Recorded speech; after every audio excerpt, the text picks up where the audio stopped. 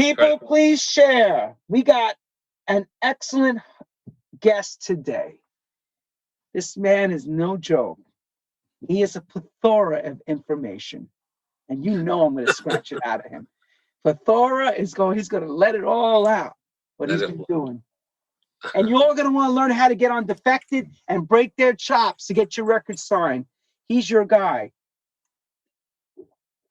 He's a great A&R man. He's a great dad. And he's a friend of mine. He's an excellent DJ, too. I've played with him many times. Thank you. And there was a time when he was truly, truly handsome. When he was very young. The women were lined up around the block to come see him. I used to always break his chops about that. Like, dude, he always dressed in the sharpest tracksuits in those days. And I used to see him all over London running around. And then he got officially into the record business because he was in the record business, but he was a DJ. They work at a record shop. And he'll tell you all about that great stuff. We're coming close. It's 6:55 in the UK almost. Come on, y'all. Get those numbers up. Help us tell a great story today. It's a wonderful moment to have this man on. Proud to call him a friend, and I'm glad he agreed to do this. Not many feel comfortable about sitting in front of their camera and talking, by the way. Oh, really? Yeah. Oh, by the way, I want to thank Karen. She got me this nice headphone Illuminati thing. Illuminati. This illumination setup. This is awesome. Look at this. For my birthday. Thank you, Karen. Oh, nice. I thank everybody. And also want to thank Terry Brown, is known as Terry Farley, for the Faith magazine sent over from your office. That's right. You guys are putting, that's why I put it up today. And I'm writing something for it. And they were also taking my DC LaRue True House Stories. Ah. And they're going to use it. Oh, yeah. True House Stories is going further and further. They're taking the whole True House Stories and having it verbatim, typed out, send it back to me, edit it down for around the guys you're releasing the Cathedral single. And you can actually mention that as well. But thankfully, I'm part of the writing staff of Faith.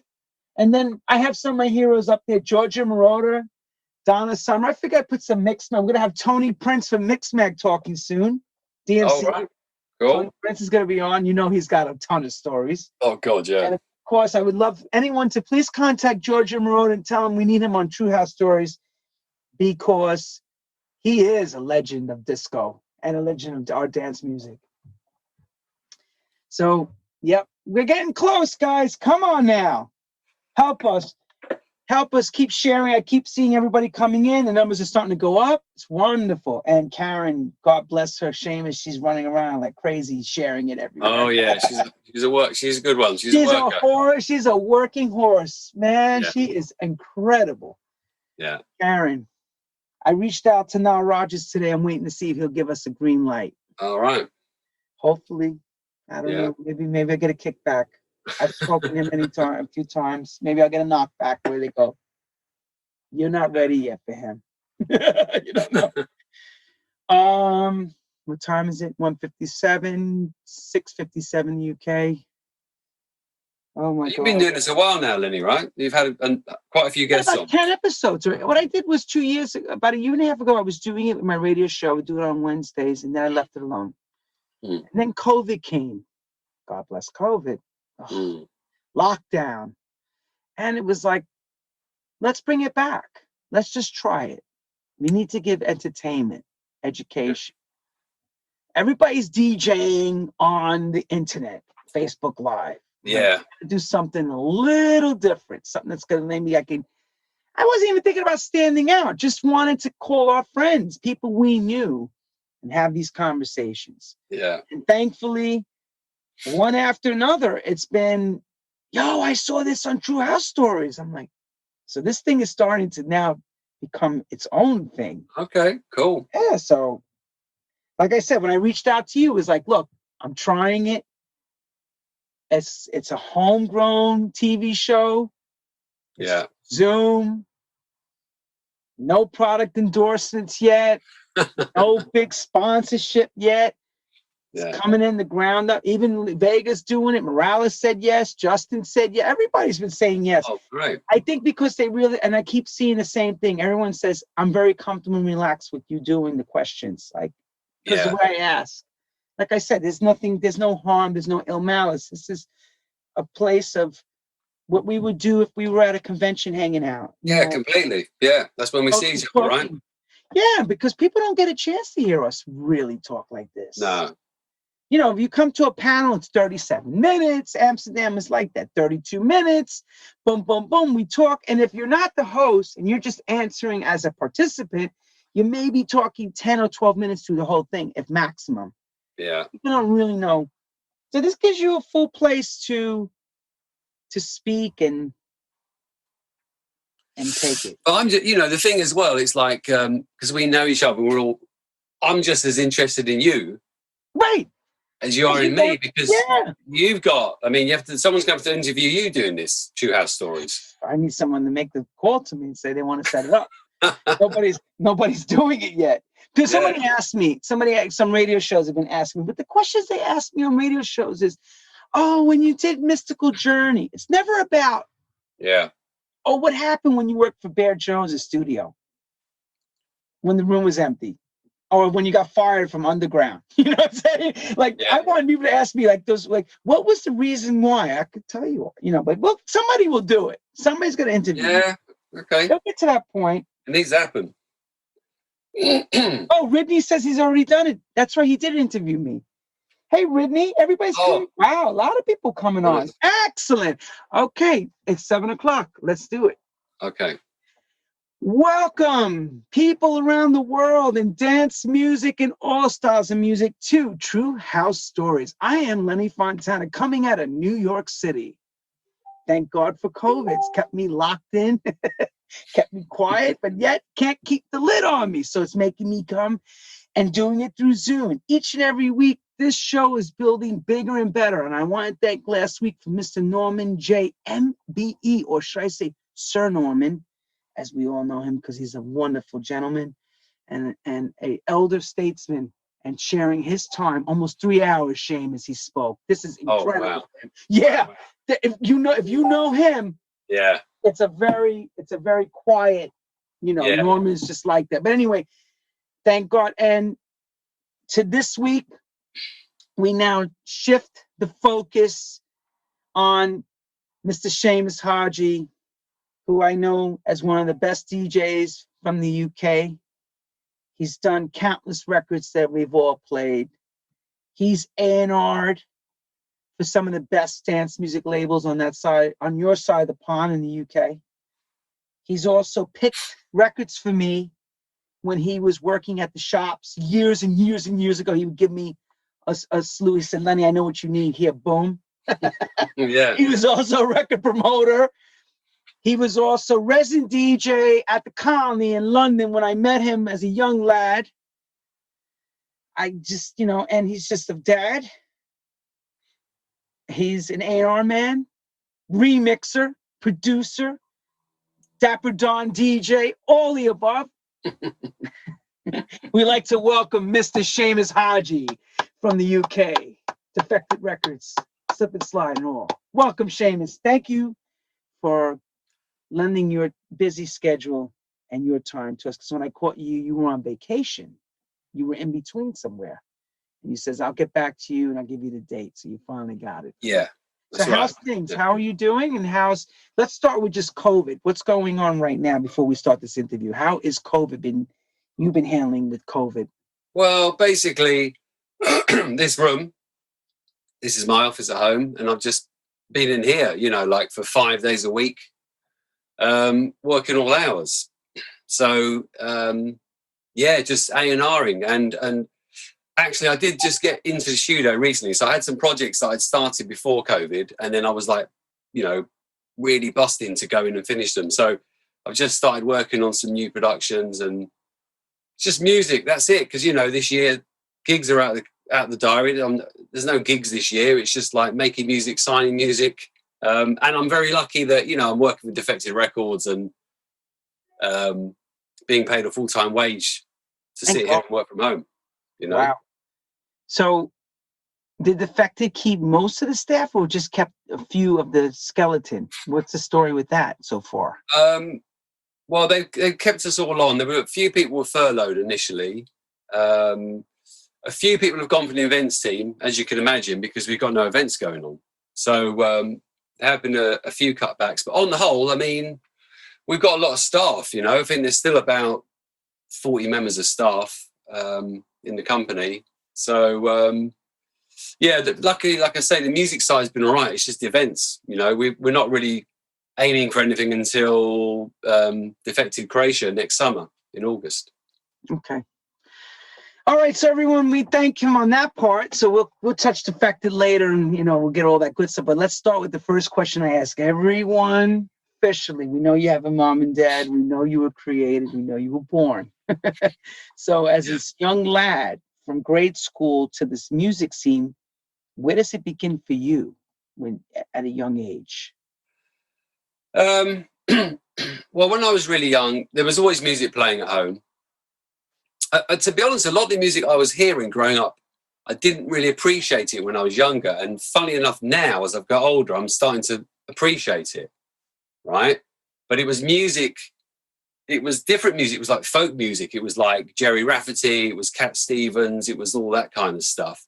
And funny enough, there was a record that I didn't realise I was hearing at the time, but there's a track called Was Dog a Donut by Cat Stevens. So if you know about that record, you know that it was like, what, 1976? And it's like, you know, only a few people were making electronic records at that time. There was Kraftwerk doing their thing. And then for some reason, Jerry Rafferty, this folk producer or folk artist, just had an idea to just do this bug out track on the album. And I used to hear that when I was a kid. I was probably about 8 years old at the time. And it was a few years later when Jelly Bean Benitez did a version of it. I had this weird, like, deja vu moment. Like, I know this record, you know? And so that goes back to my mum and the music she was playing, which I think it influenced me. I grew up on good music. That's what I'd say. It wasn't necessarily what I got into of my own accord, which was black music. You know, then I started to find my way and I got into soul and funk and all that stuff. But it was good music. It was song based and it was good quality. So we heard Cats in the Cradle of Silver Spoon, Man Under the Man in the Moon. Yeah. And Jerry Rafferty, all that stuff, you know, that is great music. I didn't really dig it when I was younger, but now I can appreciate it. Yeah. Wow. That's incredible, because everybody I interview from your side is in the same boat. UK soul, American soul, that's what was being played around that same era. You hear Motown, you hear people saying the same records. So it was interesting that it was happening the same over here, the same way. Yeah. There's a big thing when that time black music was just exploding. Motown was all over the place. Motown was all over the radio. So that was a big game changer for someone like me listening to music, you know, in my mom's house. So I could understand what you're saying. Yeah. So did you have any musical formal training, any instruments or anything? No, nothing. I remember when I was in school, I always wanted to learn how to play the drums. For some reason, I never did. And looking back now, I wish I had, you know, learned how to play the piano or something, and I think it would have helped me in a lot of ways. But no, I never did. I wish I had. Yeah. When did this love of disco, house, all this begin for you? The bug of DJing, everything. Oh man, the DJing. I think it was, you know, early 80s in the UK was what. This is the thing. So things work differently over here. I think when I was probably like 12, 13, 14, we had the whole hip hop and electro funk thing hit the UK. So all the records that Arthur Baker was making, you know, Tommy Boy Records, you know, Hashim, Navish the Soul and all that stuff, you know, Man Parish, that hit the UK and that was like super exciting. So if you were a young teenager in the UK and that stuff was coming over, that was the big thing. So it was a hip hop and very much electro funk. So that's what got me excited and got me into dance music. And you either wanted to play records or do graffiti or body pop and break dance. And just some of my close friends were already buying records. And one of them, his older brother, had quite a big, what to me seemed like a big record collection. It might have been 100 records, maybe 200 records, but it seemed amazing to me. And so he was playing me records, and then he started to play me records that were on Salsoul records, like the dub mixes of things, you know, like Love Break or things like Heavy Vibes, Montana Sextet, and Extra T's Haven't Been Funked Enough. So I started getting into the dub versions of these kinds of records. And next thing I started to try and do like pause button mixing. We used to do a lot of that stuff. So what you would do on a reel-to-reel, we would do it on a tape machine and just rewind the record and do these pause button mixes. And then it just led to me trying to learn how to mix two records together. So it was all very primitive. I had like a portable cassette machine, and I had like a music center, and I'd plug the microphone into the music center, press record on the tape deck, play a record, but then I'd play a record on the cassette and I'd mix it somehow. And it was all belt drive as well. There was no pitch control. So it was like hands-on, slowing the deck down or speeding it up. So I was basically, from the age of about 14, I was just fascinated by the art of mixing two records together. That's what did it for me. And I remember getting a tape. We got this tape in 1984. I don't know, my friend got a tape from New York, and it was Tony Humphries. And it was a Kiss FM 90-minute commercial-free master mix. Right. You know? And he was playing things like Houdini, Friends, and Shango, you know, Cremsicle, No News is Good News, Jelly Bean, the Mexican. So it was very much like Latin freestyle, like a hip-hop electro soul. Yeah, it was all that stuff, and electro funk. And he was mixing his stuff up. And again, I was just, I just was amazed at the way he was mixing records for 2 or 3 minutes. And that's what I wanted to do. And then by 1985, when I was like 16, I got DJing on the London sound system scene. So I was playing with Norman J.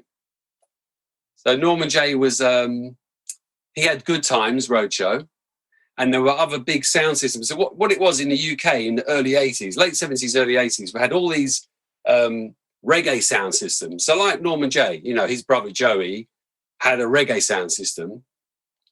And reggae was really popular at a point. And at some point in the 80s, people wanted to start to hear other kinds of music. And they wanted to hear soul music. And a lot of the reggae sound system turned into soul sound systems. So let me ask this question. Yeah. The demographic is English, we know. But what's the cultures that were in front of you guys with the dub sound system and you're doing? What was the crowd like? Oh, it was a black crowd. All black?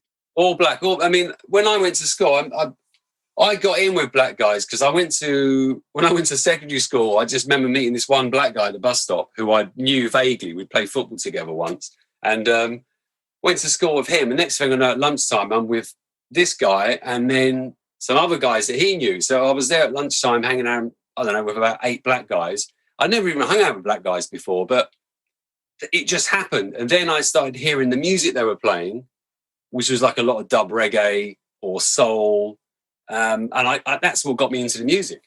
And when I started playing with the sound systems, there were a few, you know, you get a few white guys there, you get some white girls, but it was a very black scene, the whole sound system scene, you know. And Good Times were a big sound system. There was Rap Attack, there was Mastermind, and you'd have like these illegal parties. And the way that I got into DJing, I never wanted to be a DJ. I never planned to be a DJ. I just like mixing and scratching records, right? And by the mid-80s, I was mixing soul with hip-hop and stuff like that. And so did you have a code name like Scratch Master? Oh, yeah, I was called Slick.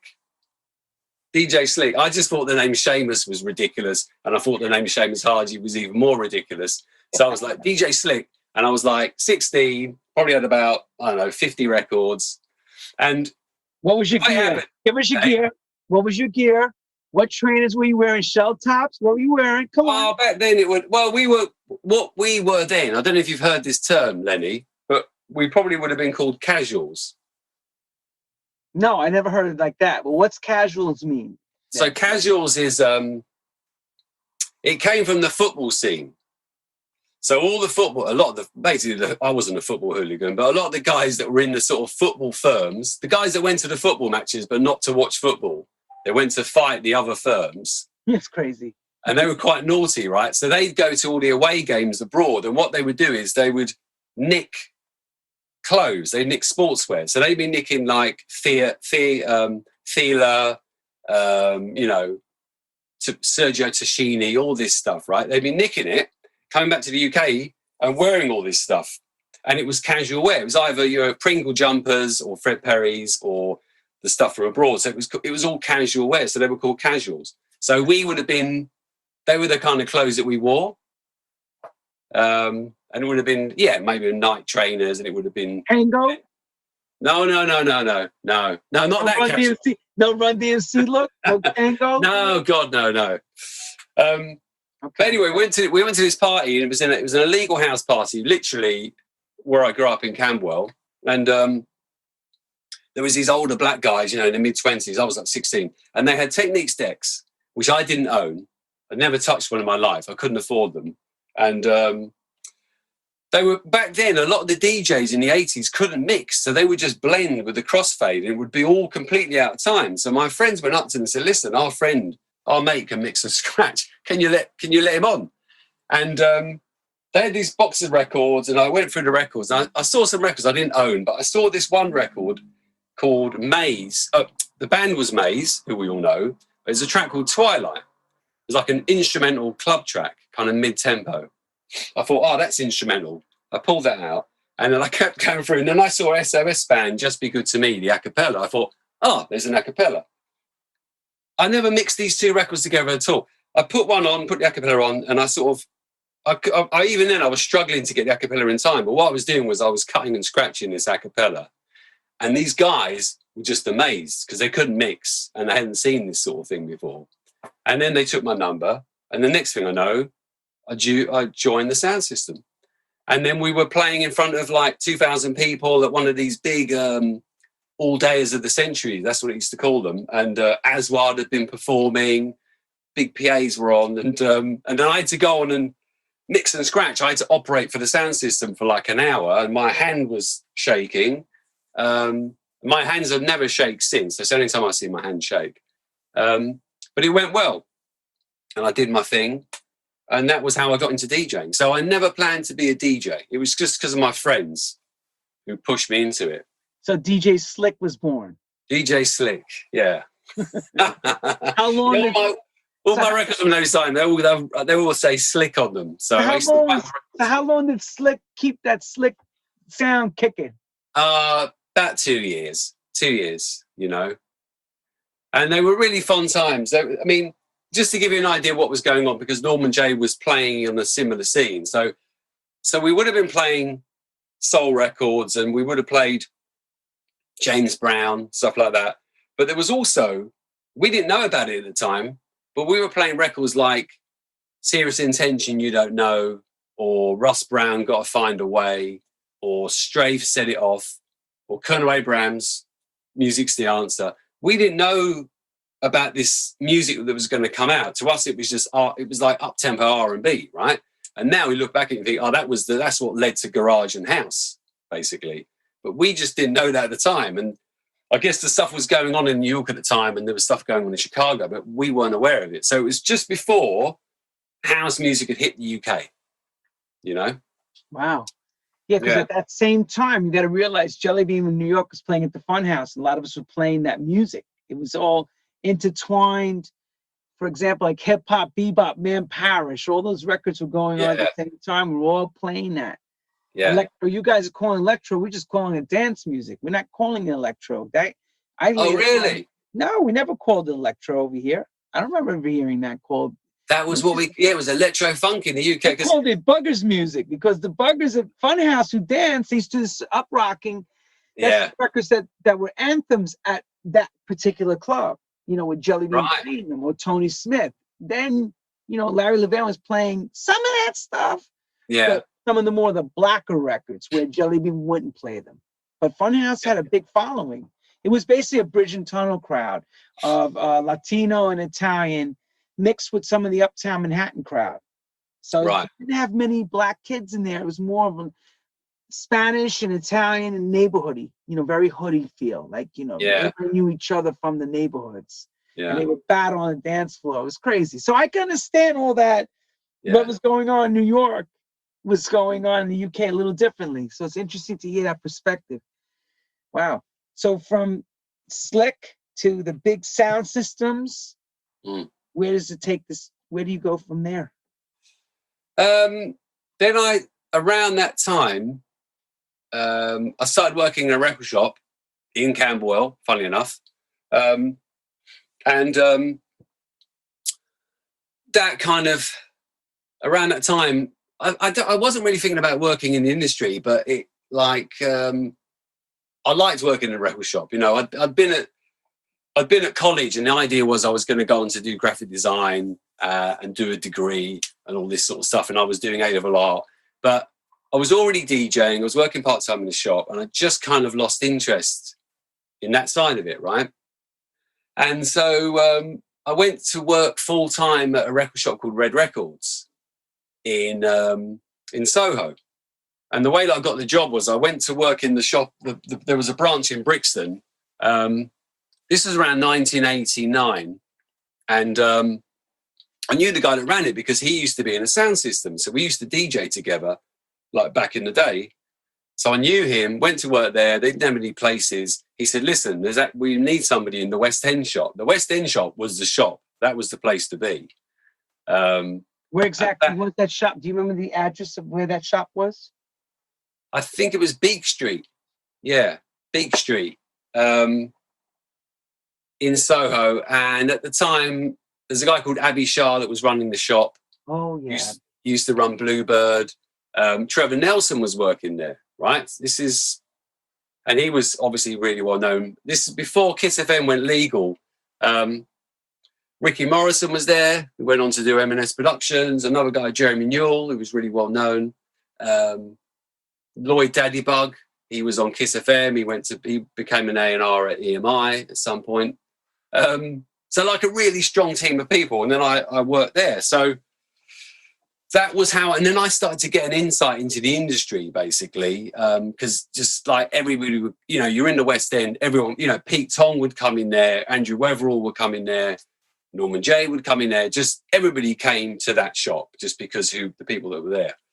And there were other shops in the West End as well, and they all had their clientele, but, it was just a good insight. And also, I became aware of the value in promos. That was the big deal. If you worked in a record shop, it was all about getting really upfront music. And the DJs who came in wanted that really upfront music. So having that connection to the record labels was really important, because an A&R guy could come in there with 50 copies of a record and you'd be like, fantastic, we've got all these promos, none of the other shops have got them. And then he would normally trade that for, new records. So he's just doing his A&R, trying to be aware of what's out there. And then we get a load of promos. And at some point, I started wondering about being that guy at the record label. I wonder what it's like to sign records and have that kind of influence. So it started putting the idea in my head. Right. And who's the first record company that you stepped to? Or should I say maybe on the outside? Because I remember back in the day, a lot of our friends were working at the shops, and what they were doing is like we called junior A&Ring. Remember that? Yeah. So they would junior A&Ring. So you're looking for records on the outside, and you're bringing them into the labels. So were you doing any junior A&Ring, or you were invited corporate level right away? What was that? How did that transpire? So funnily enough, when I was at there was a point when Abby and Ricky and those guys, they went to set up a record shop called Catch a Groove, right? Yes. And I think that was around 92. And by about 93, 94, something like that, I went to work there part-time. And that was like that was a shop, that was a kick-ass shop. Everybody was going there, right? We all went. And whenever we came into town, everybody stopped to catch a groove. Yeah, that was the shop. And Ricky lived above the shop. And then, like, you know, if Benji Candelario flew into town or Danny Buddha Morales and they needed to put their head down for a bit, they'd go into Ricky's bedroom and sleep for a bit, right? And it was great. See? That's some family stuff there. That's what I'm talking about. And that was a lot of connections were made that way, you know. So we were getting a lot of music, you know, like, especially then, it was around 94, 95. 94, I started my residency at the Satellite Club. That was at the Coliseum. That was promoted. I said the Colony before, excuse me, the Coliseum. Yeah, the Coliseum. So I was resident. I'd got a residency there. And I'd got a residency there in a really weird way, right? There was a club night called Peach in London, promoted by Kiss FM, which was like a sort of quite a banging UK house night. But they had a second room that was for more chilled out music, but they didn't have a DJ for it. And the girl that was promoting it, a girl called Nikki Smith, she used to play my cassettes in that room all night long. I had these mixtapes, which I used to sell in the shops that they were selling different record shops around town. She would just play my mixtapes, right? So she said, and I went in the club once. She said, look, all these people are dancing to your mixtapes. So she said, right, I'm going to open another club night. And when I do, I'm going to make you the resident in the second room. So I was already doing that. So I was DJing. I'd started writing for magazines as well. You know, like I was writing for Music Mag at the time, and I'd covered other people writing for magazines like DJ Mag and Touch Magazine. Again, because I knew it was a good way of getting promos. You know, it was like, oh, I'll get loads of music up front, which is great if you're a DJ, right? So I was making all these little connections. And I'd started messing around in the studio making music. And I'll tell you one thing, it was funny though. I went, there's a guy called Mel, who owns Champion Records, right, in the UK, who've been going for a long time and from signing hip hop in the mid 80s. And obviously their big record was Robin S. Show Me Love. And they're still running today.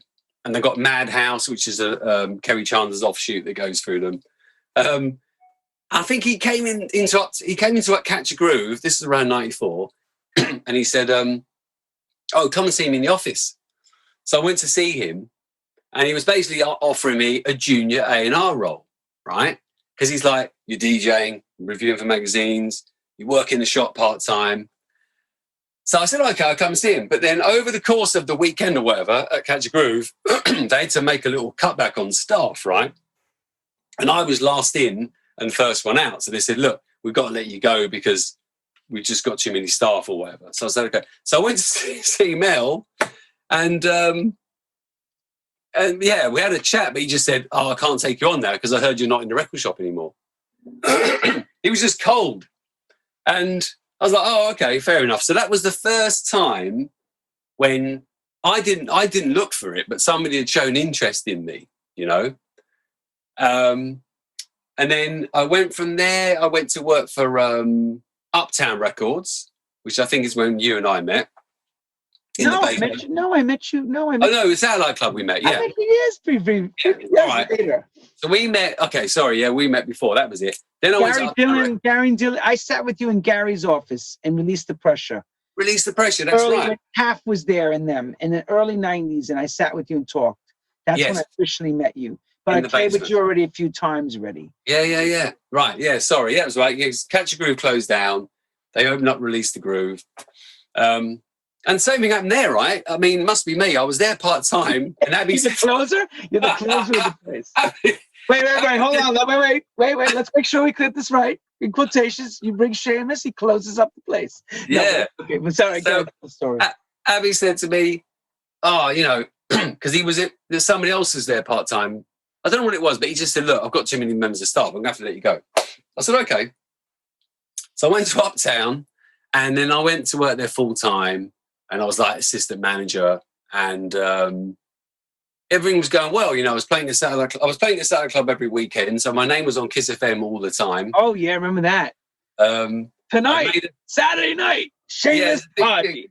Yeah, and everyone was playing there, you know, like, so we had, you know, like you would have played there and like Hector Romero and Ted Patterson and We had the UK DJs like Paul Trouble Anderson and Bobby and Steve. We basically had everyone played there, apart from maybe the top 4 or 5 names, like, you know, because we couldn't afford them at the time. You know, if it was Louis Vega or Morales, because we had a bit of a capped budget. But everybody came there and played at the club, and it was a great, it was a great night, great crowd. And I was making records, so I did this record called Race of Survival, which I know you like. And that was like, there was a big buzz on that record. Tell me the story of that record. Who's involved, and what label was it again, and how that transpired for you? Because that's one of the first things I remember seeing. Yeah. Like, wow, this really now took you from just being the DJ now to being a producer-driven DJ. Yeah. So, all right. So this is how it happened, right? So Nikki Smith was the lady that promoted the Satellite Club. She had a friend who worked at Polydor and was it Manifesto? Polydor, anyway. Yeah, it was Polydor. So she had a friend, female friend, and the female friend had a boyfriend who was Steve McCutcheon, otherwise known as Steve Mac. Not Steve Mac Rhythm Masters, but Steve Mac as in does everything for Simon Cowell, is one of the most successful producers in the UK today, right, on a pop level. So she said, why don't we get you two together? So this is around 93. He'd already made some dance records, right? He did a version of Never Let Us Slip Away, the Andrew Gold record, under this name Undercover, with another DJ, this guy called John Jules, who's a soul DJ. I know John, nice guy. Yeah, lovely guy, right? I don't know how that came about. There was John Jules, there was Steve Mac, and I think another guy called Darren Pierce, who was like a UK house DJ. And and he did some other stuff as Gems for Gem, which again was, I think he did it with Darren Pierce. So Steve Mac had this dance side to him, but he also could do the pop stuff. So I went in the studio, and he was just starting to produce boy bands, because he went on to produce Westlife and all this stuff. He did some, you know, he's done really well. But he was producing this this German boy band, right? Like 3 white German guys. And I've gone in the studio to meet him, and there was a black guy in the booth. I don't know if it was Wayne. Is it Wayne Hector? There's a guy that he co-writes with. He was in the booth singing, and he said, "Oh, I'm producing these guys." He showed me the picture, and I said, like, he doesn't look like one of the members of the band, but what he was doing, what they did with a lot of that pop boy band music is they get a bit of soul in there with the backing vocals. Yeah. So this guy was adding that vocal. So basically what he's doing, he's thickening it up and making it sound plush. Yeah. Giving it that Finnish soul sound. Yeah, which you wouldn't know about. You wouldn't know about, right? Yeah. So I was like, oh, that's interesting. And then another time I remember going to the studio, and there was this other black guy in the studio, in the booth. And I said, who's that? He said, the guy called Stephen Granville. And I knew the name Stephen Granville because he made a record with Booker T on a Zuli. I think he did a cover version of Sylvester's, you know, You Make Me Feel Mighty Real. So I knew the name, and I was like, oh, right, yeah, I know this guy can sing. I was like, oh, that's interesting. And I just kind of earmarked it, I suppose. So then Steve said to me, listen, why don't we get the ball rolling? He said, I've got this remix I want to do, right? I think it was Lindy Layton or someone like that, Candy Dolfer or someone, one of these little UK pop singers. And we went in to do this remix, and I had like an MPC 60. So I brought my MPC 60 in. I was like programming my beats on it. And I was really influenced by, obviously, Kenny Dope, Roger Sanchez, these guys at the time, and got some beats going. And then I just was, you know, typical DJ with a box of records going, well, I like this, and I like this sound, and I like these chords. And it was all very, it was kind of influenced by CJ McIntosh, I think Mars at Work, a bit of Roger Sanchez at the time. So we did this track, and we had a vocal, and he just turned around and he said, this is really good. He said, this is actually too good to give away.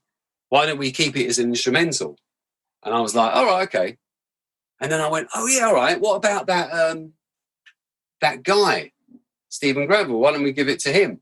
Gave it to Stephen Granville, and he wrote Race of Survival, which is grammatically incorrect because it should be Race for Survival, right? Not Race of Survival. We didn't even think about it at the time, but it's Race of Survival. Sounds good, though. Sounds Yeah. good. I never questioned the grammatics of it. Grammatically incorrect. So he wrote that song, and we were like, he must have sent it on a little cassette, and we listened and thought, bloody hell, this is really good. He was like, I'm not being funny, he's like Byron Stingley, and I would go as far to say is possibly a better singer, right? I don't want to get any flack for that because I love Byron Stingley, but he was in that range, falsetto, but just, he is really bloody good. So anyway, we got him in, and Steve Mack helped him out. But there was a little bit we changed on a bridge or something, but basically the song was there. Did the song, and then at the time it was like, you know, I was DJing. When you met me, I wasn't even DJing as Seamus Haji.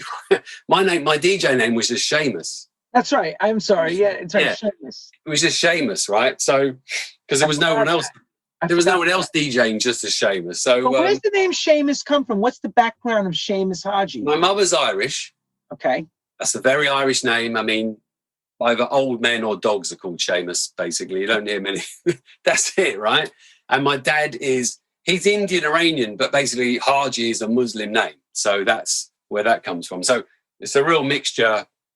I'm waiting to meet a Muhammad O'Reilly because that might be the equivalent of my name, the other way around. Gotcha. The flip flop. So what I'm trying to say is that we just didn't think it would be cool to put out as Seamus and Steve. So we came up with this name of Sons of Soul. And I wanted to sign the record to, I don't know, like a Strictly Rhythm or somebody like that. The problem is I'd made the record in Steve's studio. So it was kind of like technically he was saying, well, look, I want to put it out on my label. And he had this little label. Well, I think he started a new label called Rockstone. So it was kind of like it went out on his label and wasn't really what I wanted to do, but that's kind of how it went. And then it didn't come out. This record didn't come out for a year, right? Which was really good. It didn't come out for a year because the guy that was Stephen Granville was managed by somebody, and his management were basically in disagreement about the publishing splits. And this went on for about a year, right? Believe it or not. And what I did is I cut 2 acetates and I posted one to Tony Humphries, and then I handed the other one to Paul Trouble Anderson. So and these were 12-inch acetates, and I put a note on there explaining stuff and whatever, like what it was. So I'm not joking, but those 2 DJs, they were probably the only 2 DJs who had it, apart from me, for not a year, but I'd say for about 6 to 8 months. And they played it religiously. And then I started giving to a few other people like Bobby and Steve and a few friends and whatever. And it just built this buzz. There was just this buzz about the record because you couldn't get it, you know? And it was like that those days. Not like now, you hear something and it's out the next week. But it was that thing about having it on acetate and you couldn't get hold of it. So it came out. It probably sold about 6,000 copies at the time. And I remember Frankie Knuckles picked up on it and he put it on a Ministry of Sound sessions comp, which was quite a big deal back then. So it kind of came out and it did its thing. But I wished it had come out on a different label, you know. But it was a great record, and it was a great record to be involved in because it just showed me the process of making a record from start to finish. And that also working in a team where you're like, I'm a DJ, all right, I can program beats, but I can't play the piano. Steve Mack can, and we had a really good engineer and a great singer, and the song was written. So it fast tracked me into that world of making a record with a really good team of people. So basically, as we all say, now you're thrown in head first and you learn real fast on how to the process, because it just develops as you're going. You know, This one's doing that, this one's doing that. But how important was Tony Humphries and Trouble? Oh, explain that to people. The Kiss Master Mix. What the hell was that like back in that time? Well, you know, like both of them on Kiss, America and England. Yeah, I mean, being in the UK around when I heard that mixtape, as I say, that was around 1984. I hadn't really heard mixing like that before. It was just so smooth blending. I mean, there was one guy in the UK called Froggy, who was a bit before my time because he was very much in the late 70s, very early 80s. he was really good technically as well. And I think when years down the line, when Tony was like, you know, the man on the house scene, it's just the fact that he had so much upfront music and you weren't going to be able to get your hands on it for a very long time. You know, Paul Chapman Anderson, the same. Like, people would come and play the loft with him, obviously give him DATs. He would cut acetates and be playing stuff for months and months before it came out, sometimes a year. And it was just that exclusivity where it's good, really good music, and it's like, you can't get to hear this unless you hear that DJ play it. So it was enormously influential. I remember when he had when Trouble was on Kiss, and he was playing My Desire by Mira, produced by Blaze, you know, and it was just him playing that. And then, funnily enough, because you were asking me about how I got to work at record labels, and I told you about the way it didn't work out with Champion. But when I got to work for Slip and Slide, it was just weird because I got the job and I inherited that record. So they'd already signed it, and I got to work there, and then we signed it to Virgin, and that record got signed because of Paul Chapman Anderson, you know, on the strength of him playing it every week. Yeah, he was just you know, that was like properly breaking records. Same with Tony Humphries. So it was, from an A&R point of view, it was really important. And yeah, just like getting back to what you were saying about how I got into the industry, and I kind of went off then because I was just talking about making records and stuff. I guess what I was doing was I was ticking all these boxes of things that I was doing, and I didn't think about going to work for a record label. And then by about 1998, when I was at Uptown Records, Jim Ingle, who was the A&R at Slip and Slide, who'd signed the Lacey Hideaway, it was just this New Jersey garage record. I think it was on Freddie Shannon's Shelter label, or was it? I can't remember the label it was on. But he signed that, and he got DeLacy to remix it, and it got signed to Deconstruction, and because of that, he got poached by R&S.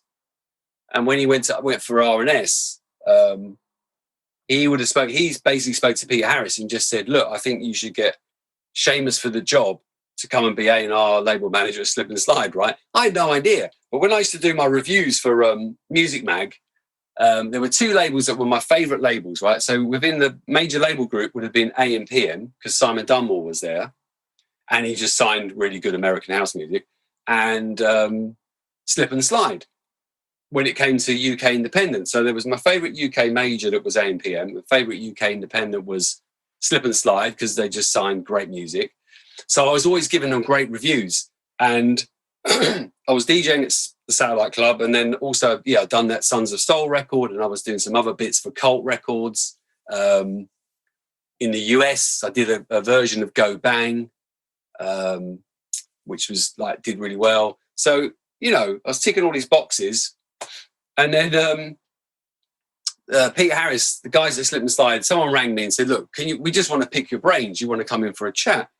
So I went to Ladbroke Grove to Slip and Slide, and we were having a chat, and they were just asking questions. And then this is one afternoon, I went home, and then that evening I got a call from Peter saying, "You've got the job." And I said, "What job?" He said, "Well, we want you to be the A&R label manager at Slip and Slide. Jim Ingle's leaving." And I'm like, I had no idea about that. I wasn't trying to get the job. I went round to his house that evening, and we're having a little chat, and that was it. So that was like 1990. It was a really pivotal time. It was the beginning of 1998. It was like literally the end of the year. And I mean, I just turned 30.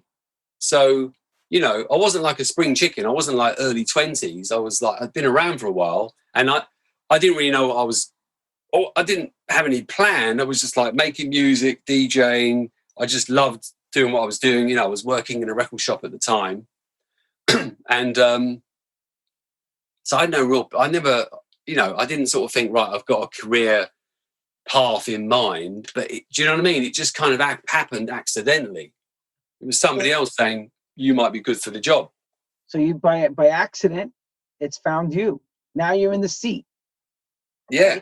So where do you begin? So I began by, well, it was mad, right? Because to when you were signing music back then,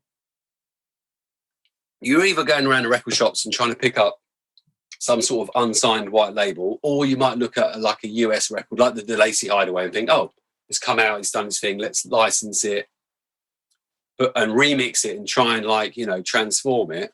Or you get tapes sent into you, you know.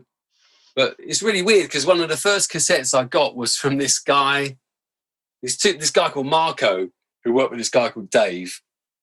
And they said, oh, we heard that you're the A&R here now, and we really like what you do. We've heard you DJ, and we follow you. I had a column in Music Mag at the time, which Ben Turner was running, and it was a big magazine. So I used to write for the US Garage column, right? And the Spoonie used to do the UK Garage column. So I would have reviewed your records, you know, all the time. Loved what you were doing at the time, and so they liked my column, right? And they had this tape and they played to me, and it was kind of like Mood to Swing. It was very much on that Mood to Swing tip, really well produced. And this guy Marco, I don't know what happened. He sort of slipped out of the equation, and it was just I was talking to this guy called Dave, but his name was Dave Taylor, right? So Dave Taylor went on to become Switch, went on to produce MIA, went on to do stuff for Beyonce, went on to do all the Major Lazer stuff, right? But it all started with this cassette, and he came to see me, and he was like, yeah, he was a real geezer as well. He's a real proper geezer. He's like, oh, right, you know, he's effing and blinding. Yeah. And he's like, yeah, I need a studio, and I want to move in the area. I said, listen, if you move into the area, we've got a little room here. We had this little room that was just covered with carpet. It was like a listing booth, but it was quite well soundproofed.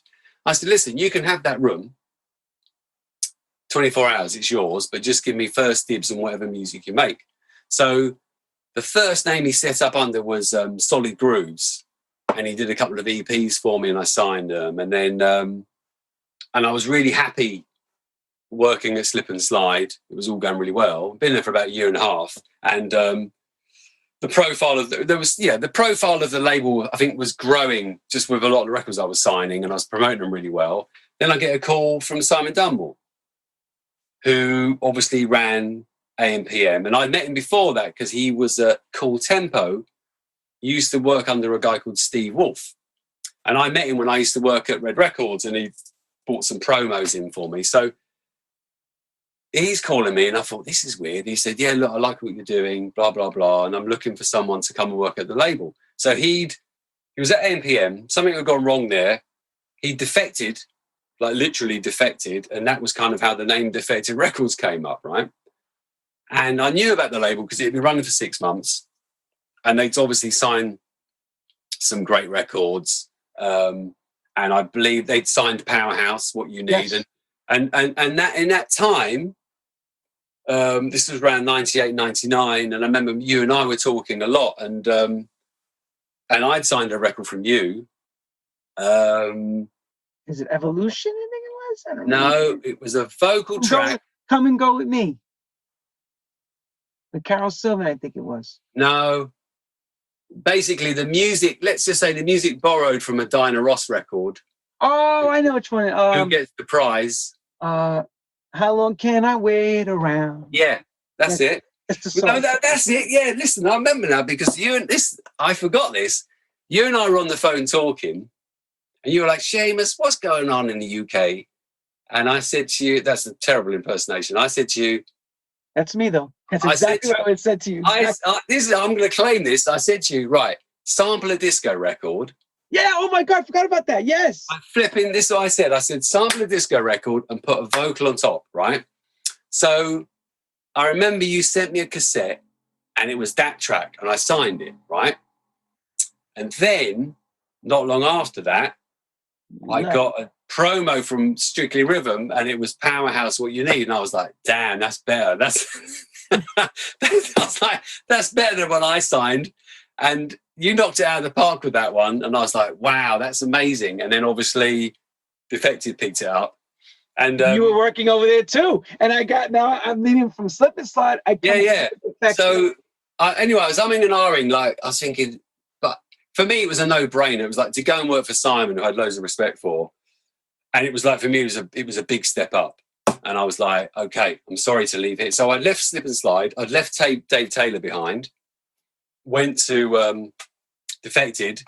And the reason I mentioned Dave Taylor is it's just sometimes you do discover people really early in their careers, but you don't know how big they're going to become. If I looked back in hindsight, I probably would have tried to manage him or do more, but I didn't realise he was that talented. And, you know, when he set up the Switch thing with Trevor Lovey's and they set up a label called Dubsided, that's just flew, and he started doing all that fidget house stuff. And like I say, he got to produce loads of big people.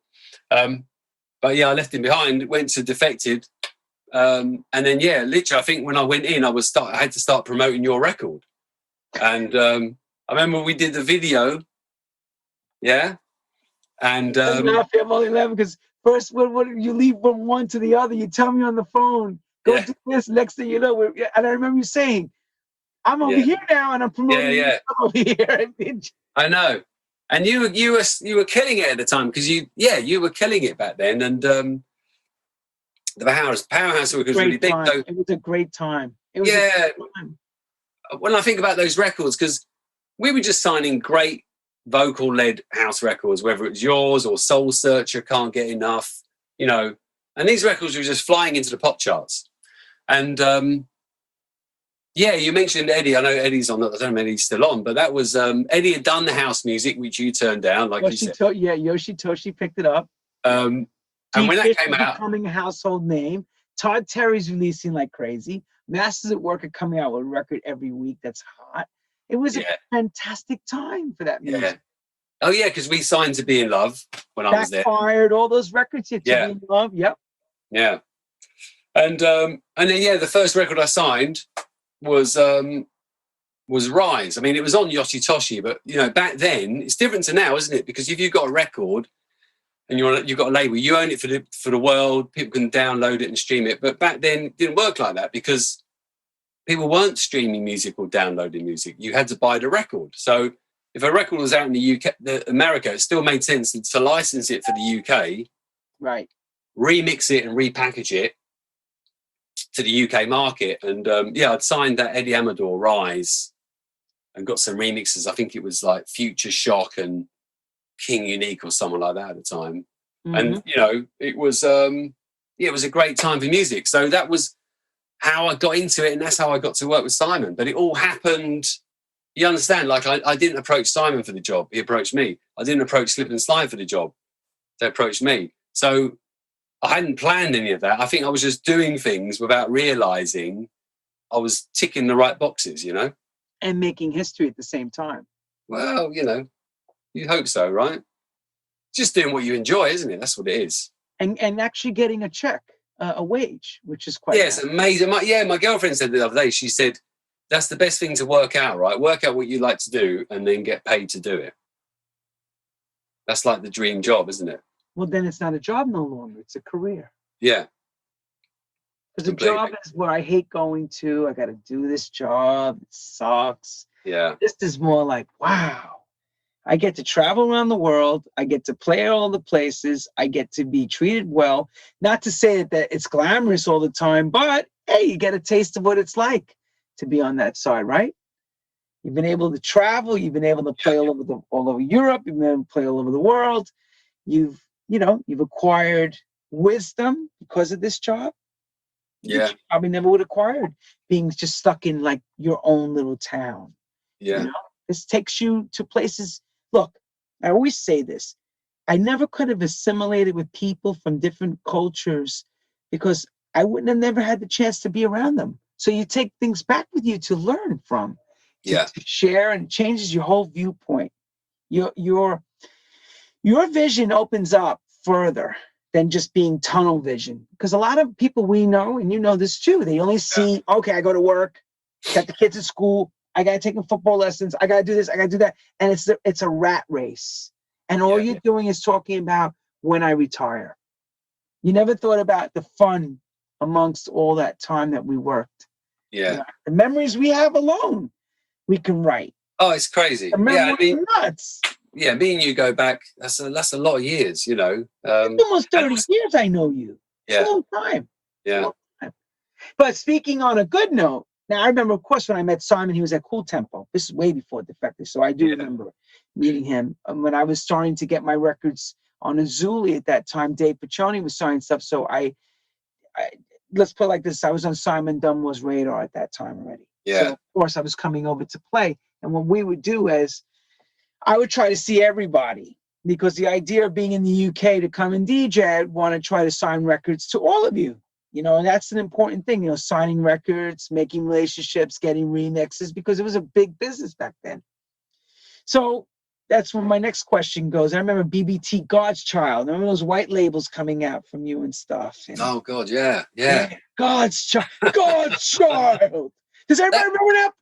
Put your hands up for God's Child. That's Seamus. Yeah. Yeah, That was funny. That was funny. He went like this to me. Here, Lenny.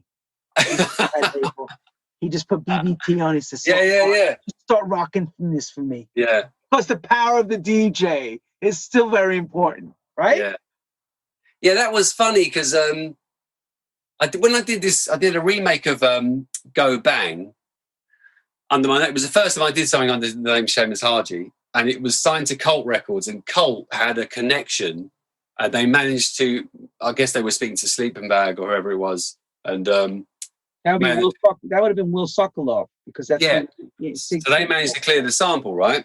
Yep. And he owns all the Arthur Russell stuff. I know he owns that for sure. Right. So they cleared it.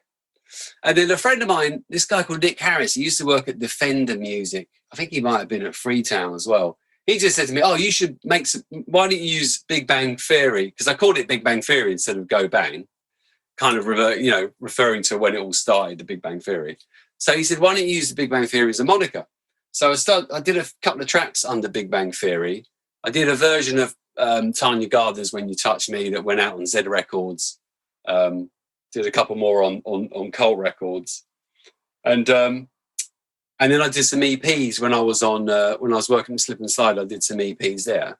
And then when I was at Defected, I did a few demos, and Simon was like, I really like that one. And I'd use obviously the sample by Just As Long As I've Got You. Love Committee. Just because it was like really powerful, really emotive. And then I had this album called Save the Children, this double vinyl album that I bought in the 80s just because it had Isaac Hayes and all this stuff on there. It was an amazing album. But it had Jesse Jackson talking, and that's when he was doing the whole I Am Somebody speech. And I think Public Enemy had sampled a bit of it as well. And I did this demo, and it was using that vocal, I Am Somebody, and credit where credit's due, it was Simon Dunmore who said, I think you should change it. So don't have him saying, I am somebody. Have him saying, there was a bit where he said, God's child. He said, have him saying, I am God's child, and just keep repeating that. So it doesn't say I am somebody, it just says I am God's child. So I did that, and then I don't know why. We just thought, why don't we do it as a white label and see what happens? Don't let anyone know it's me, and just put BBT. So we did that, and it went out. And then, funny enough, Craig the Mech, who had been doing A&R at Positiva, but he was working with Nick Hawkes at Incentive. There was a label that was set up with Ministry of Sound, just like Defected was initially. And they didn't know it was me, but they actually put a pitch in for it. They wanted to sign the record, not knowing that you were behind it. And they didn't know it was Defected, because I think we because everybody had white labels and it just said BB&T or something like that. Yeah, BBT, yeah. So it's BBT for Big Bang Theory. Handwritten with pen. Yeah. I remember. Yeah. And we'd given it to Power Promotions in the UK to promote it. So nobody knew it was a Defected record. Nobody knew there was anything behind it. Nobody knew anything. No. You handing it to me saying, keep this keep this close to your chest. Yeah. I'm like, why? He says, you'll find out later. Yeah. Like, so we didn't sign it to them, and then Judge Jules, I think he played it on Radio 1 for about 6 weeks in a row, and then we put it out, and it actually went into pop charts. It went in like the top 50 of the pop charts. It was just an underground dance record, you know. Crazy. But yeah, it was like that then. You could make those kinds of records, you know, and they would do that. Yeah, different time. So from that point, I remember, of course, you know, Janet's there, you working, and I know you guys consummated marriage, and God bless you both. You had children. Yeah. And when did you end your tenure at Defected officially? So I was there for after being there for about 2.5 years. I think it was like just coming up to the end of 2002, and we were just, I think we were just getting ready to put God's Child out. And what it is, I was working full-time A&R, and I found it really difficult to get in the studio. And sometimes I was getting offered gigs abroad, and I wasn't allowed to go and do the gigs if they were during the week, because you could go and play. You could play in Portugal during the week. The parties over there were going off, and I just felt like I wanted to do my own thing. So that's when I left, and I didn't know what I was going to do, actually. I just started making some records, and then it just made sense to set up my own label. So what I did was the Sons of Soul record, Race of Survival, which I'd released back in 94, I just found it for some reason. And then I just had this Carl Bean, record, and I tried it over the instrumental, and it just sort of fitted like a glove. So, and I got in touch with, at the time I spoke to Mel Sherron, because Kevin Hedge was doing A&R for him at West End Records. But pre to that, you called me and asked if I had the instrumental version. And I remember that phone calls. Yes. Really? I just remember because you said to me, do you have an instrumental version? And I sent it over to you from the flip side of the Motown record from Tom Moulton. Oh. And you said to me, but that's not the part Pal Joey uses. I got to get the part. I remember the conversation. I forgot about that. Yeah, because you were saying, I got this record I'm working on, but I wanted the part that sounds like dance from Pal Joey. I forgot about that. Yeah. Well, I've got I said to you, you got to go to Mel Sharon. He's got the master, the 2-inch. Then you made the 4. Go ahead. Wow, good memory. So I just remembered it. Yeah, I can't remember. But spoke to Mel Sharon, and then he was like, cool. I was like, look, we could work something out, with this record. And so we worked it out, and he let me put it out. And then, again, I just did that as a white label, and I did it under this name, Mecca. So I released one record under the name Mecca on Defected called I Got You, featuring Brian Chambers, which actually was a complete rip-off of your record, Got What You Need, the Powerhouse record. It's completely like that, right? It's a different sample. It's influenced by that record, if you listen to it, right? Very much so.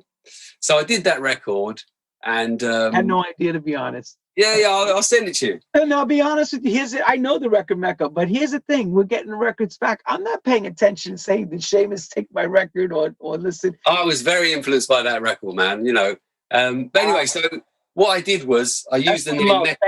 Thank you. Yeah, page of love. Thank you. I used the name Mecca again, because I didn't want people to know it's me. Well, that's the question: why were you hiding Seamus from the world?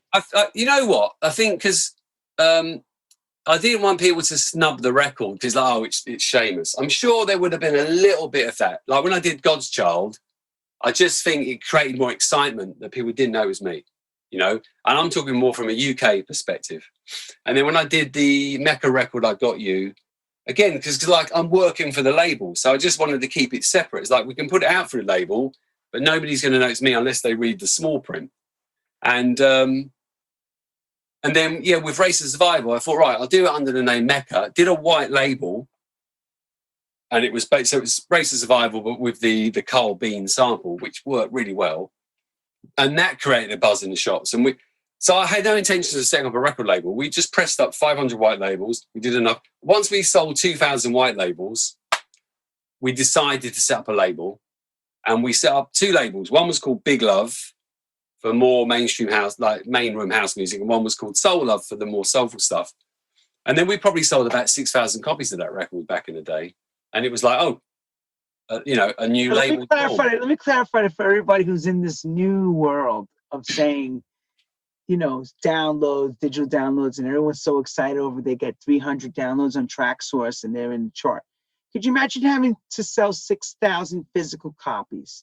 6,000 physical copies. You know what the pressing bill was? A lot. And look how much money, but how much work went into it. So you had to plan 6 to 8 months between promotion and working a record hard to get this physical thing to go all the way. So things took a lot longer back then, and you had to be completely locked into it.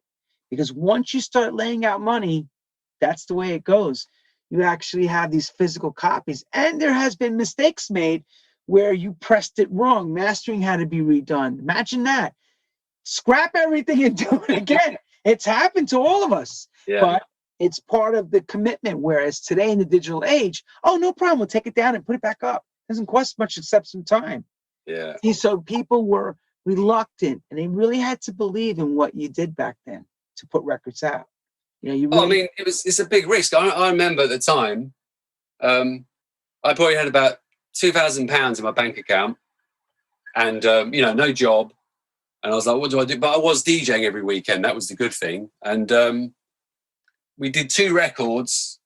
There was another one I did on Big Love called Your Underwear, and it was under another moniker called Get This. So what I was doing was probably a bit influenced by Joe Negro, where he was making all the records himself for his Dead Records label, but under different monikers.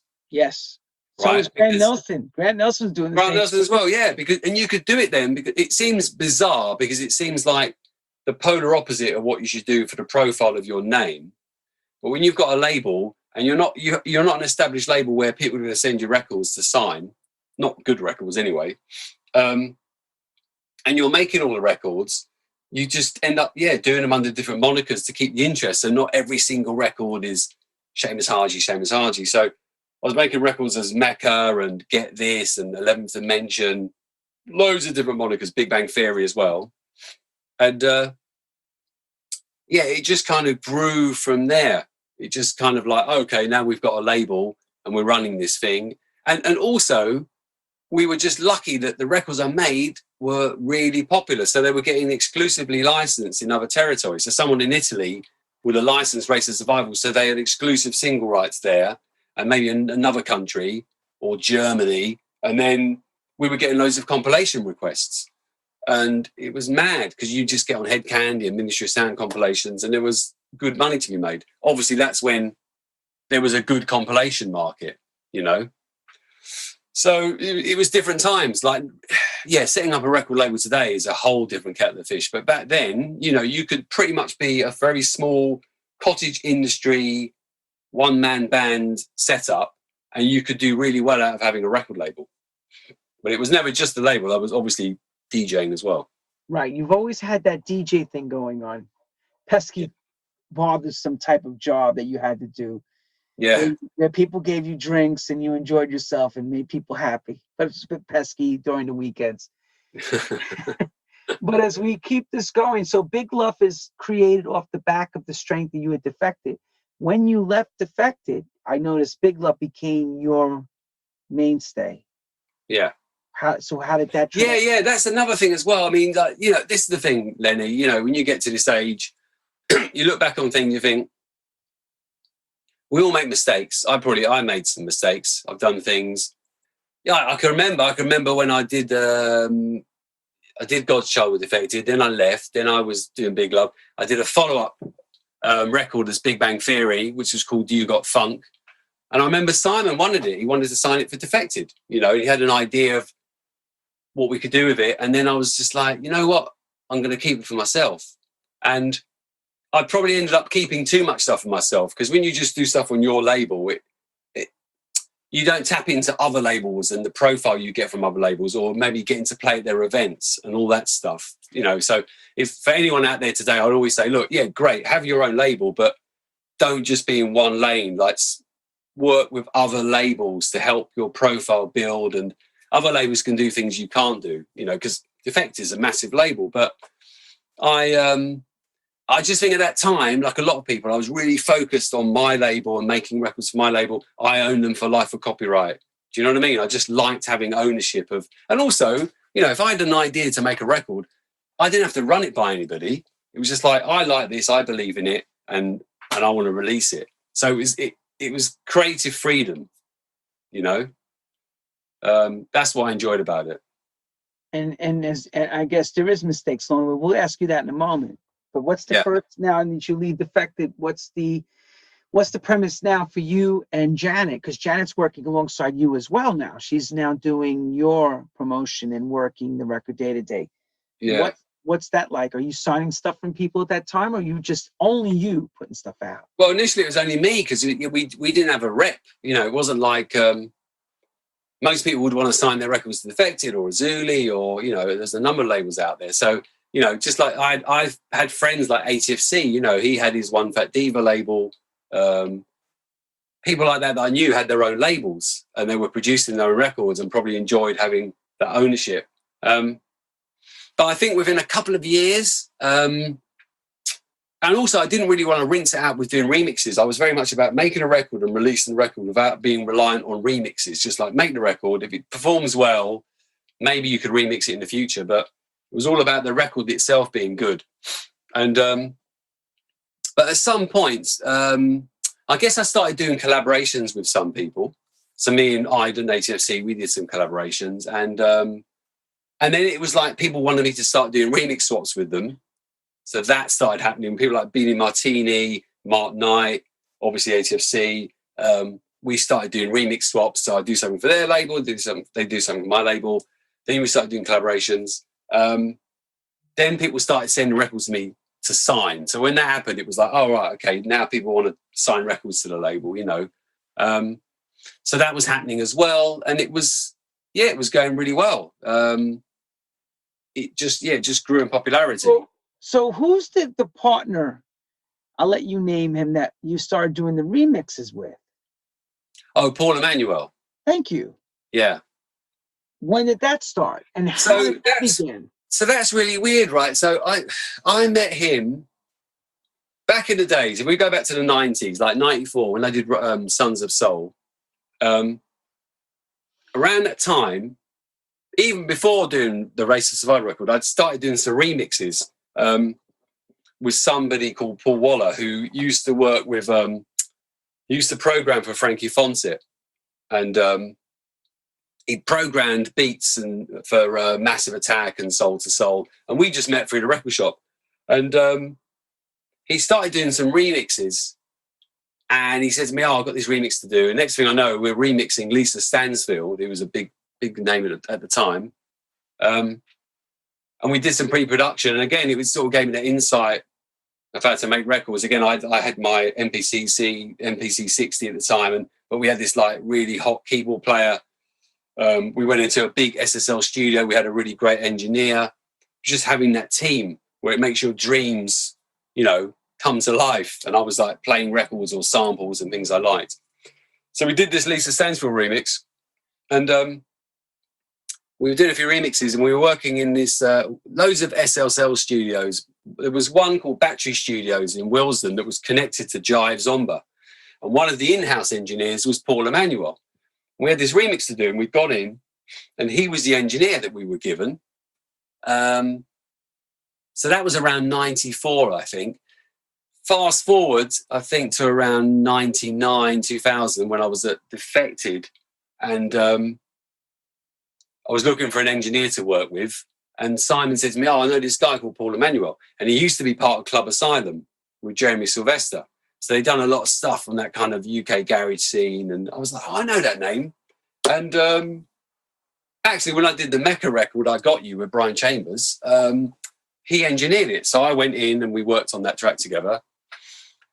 And then when I left Defected and I set up Big Love, it was basically he was my guy. He was my engineer. And I'd go with my ideas and we'd make them happen. And then at some point, I said to him, I heard something that he did. He did a remix on Azuli that never came out, but there was a Chush and Sabelas record. And he did this remix and it was like quite electronic. And I was getting a bit influenced by some electronic stuff like Chicken Lips, He Not In. That record had come out and I was really influenced by that record. And I'd heard what he'd done. I said, why don't we do something together? And I had this idea to remix, I had the a cappella to Class Action Weekend. And I had an idea to sample it and do something with it. And we just did it together. And so we did it as Haji and Emmanuel. And he, at that point, wasn't DJing. He had no interest in DJing. So nobody really knew who he was because he wasn't out there DJing as Paul Emmanuel. And I was obviously the DJ in the duo. But So either we would do sessions where it was my project and he would engineer for me, or we would do stuff collaboratively together. And I think when we worked together, we both grew and developed. I think we kind of learned stuff from each other. I got a lot of respect for him. Yeah, he's very talented and a great engineer. We all used to remark, damn, Seamus records sound dope. Yeah. Nice and bright and clean. He smashed the shit out of that SSL, boy. Well, he's a massive part of that. And I remember at the time there was a place back clean. then. Dude, Seamus used to be able to eat off your drums, how clean everything sounded. I used to joke about it. I said, this guy, what's he doing? Digital shit? This shit don't even sound like analog anymore. It sounds so very talented. I remember going in with my MPC 60 and it was just like, because I was always used to do my own beats, and it was like once he did it, I was like, oh, okay, I'll just leave him to do it. He knows put it down. Yeah. Step back. Yeah. He was shit hot. But at the same time, it's like I'm very ideas driven. It was just like our influences worked together. So what we would do, and when we were doing all the things like Dajé, Brighter Days, and Degrees of Motion, Do You Want It Right Now? And we would just take, you know what it was for me at the time? We did go a bit more electronic, but it tapped into what I said to you earlier, where my first thing that I'd got into when it was dance music was electro funk and hip hop. So that early electro funk stuff that I'd been influenced by, when there were a few records coming out like Chicken Lips, and there was some slightly electro funk records coming out, electro house records, it was a throwback to that for me. So we were kind of taking that inspiration of that slight electronic vibe, but then we'd be mixing with pianos and strings. Still making it hybrid, still keeping that soul edge to it. I remember that. We called hybrid sounding, electro hybrid house music. Yeah. So we came up with our own sound basically. So and we had a good run. Manuel did a lot of, hats off to you on that. A lot of good remixes. I remember playing a lot of stuff. So as the barometer of time goes on and music changes, I remember around 06, 07, as the music that we loved started to go real underground, and a young man named David Guetta comes out with that new EDM sound with the piano. Bap, bap. Where does that take your sound and Big Love? Where do you do from that point change? Well, I think, to be honest, if you listen to a lot of labels from that time, whether it's Toolroom or Defected or just loads of labels, they all went down the electronic path. Like everybody did. If you listen to a David Penn record from 2007, 2008, it's electronic, right? It wasn't EDM. It wasn't what David Guetta's doing. But like I'm saying, I got influenced by the electronic vibe. It all went slightly more electronic. That's just what happened. And the EDM thing just took it to the extreme because it ended up sounding like sort of slowed down trance music. It just became something else, like pop vocals. It was a difficult time. I think from around 2007 up until, I don't know, many years later, house music was in a difficult place. Oof. It was non-existent almost. Yeah. Labels closed. The digital downloading started to become more prevalent. It just, everything that we were used to changed like dramatically. Yeah. Where you can make a living on selling a few thousand copies every month for having your own record label was no longer existent. That just wasn't existent. Pressing plants were closing. You remember? It was a difficult time for all of us. Oh, yeah, we got burnt. I remember probably 3MV closed. Let's go down. Amato closed. Everybody was owed money. We were like, we were going on invoices going, holy shit. Somebody owes you 20,000, 10,000. Yeah. What? That was the death of a lot of labels. And we lost probably about £8,000 at one point. Listen to that, people. He lost money like everybody. You hear that? Yeah.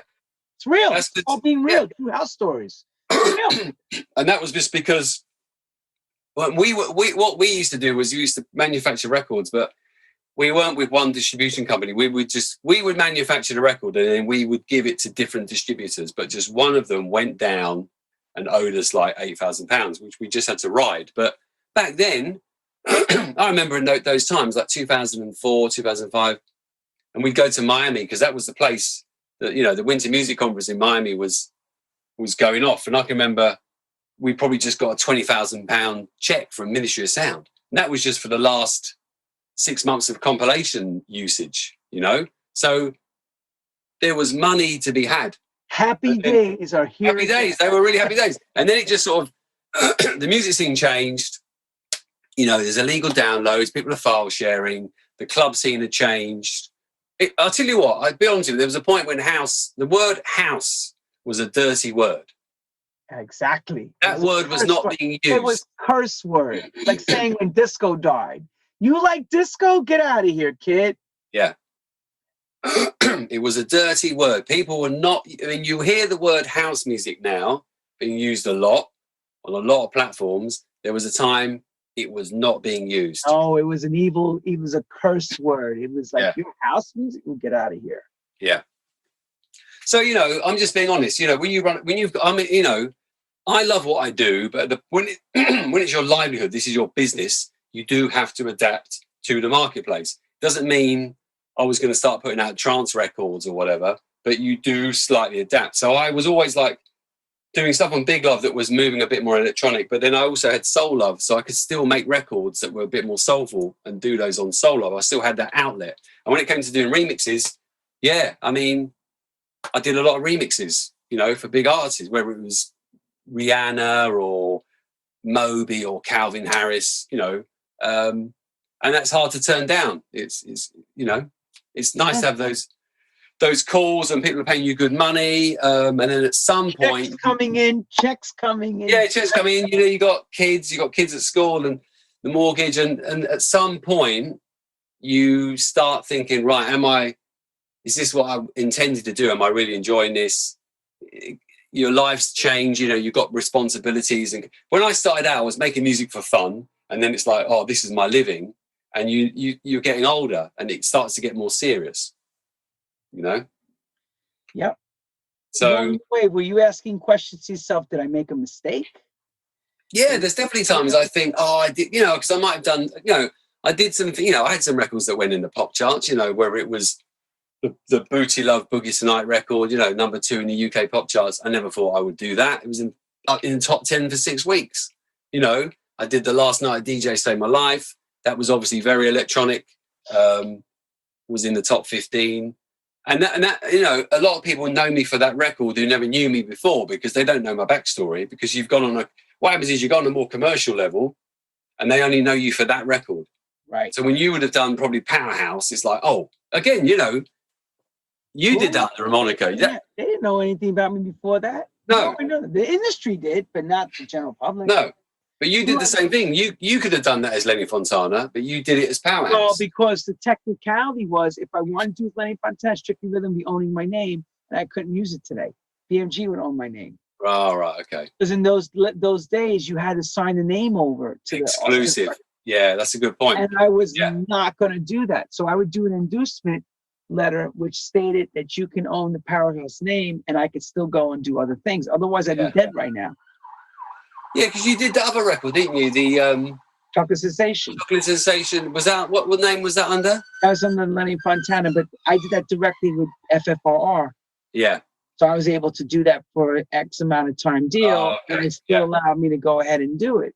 Yeah. I would do it that way, but with the American labels, they wanted to sign everything, including your name, and I couldn't let that happen. I was never allowing you to take my name. That's my real name. Now, what do I do with my real name? Yeah. Can't use it no more? Forget that. Yeah.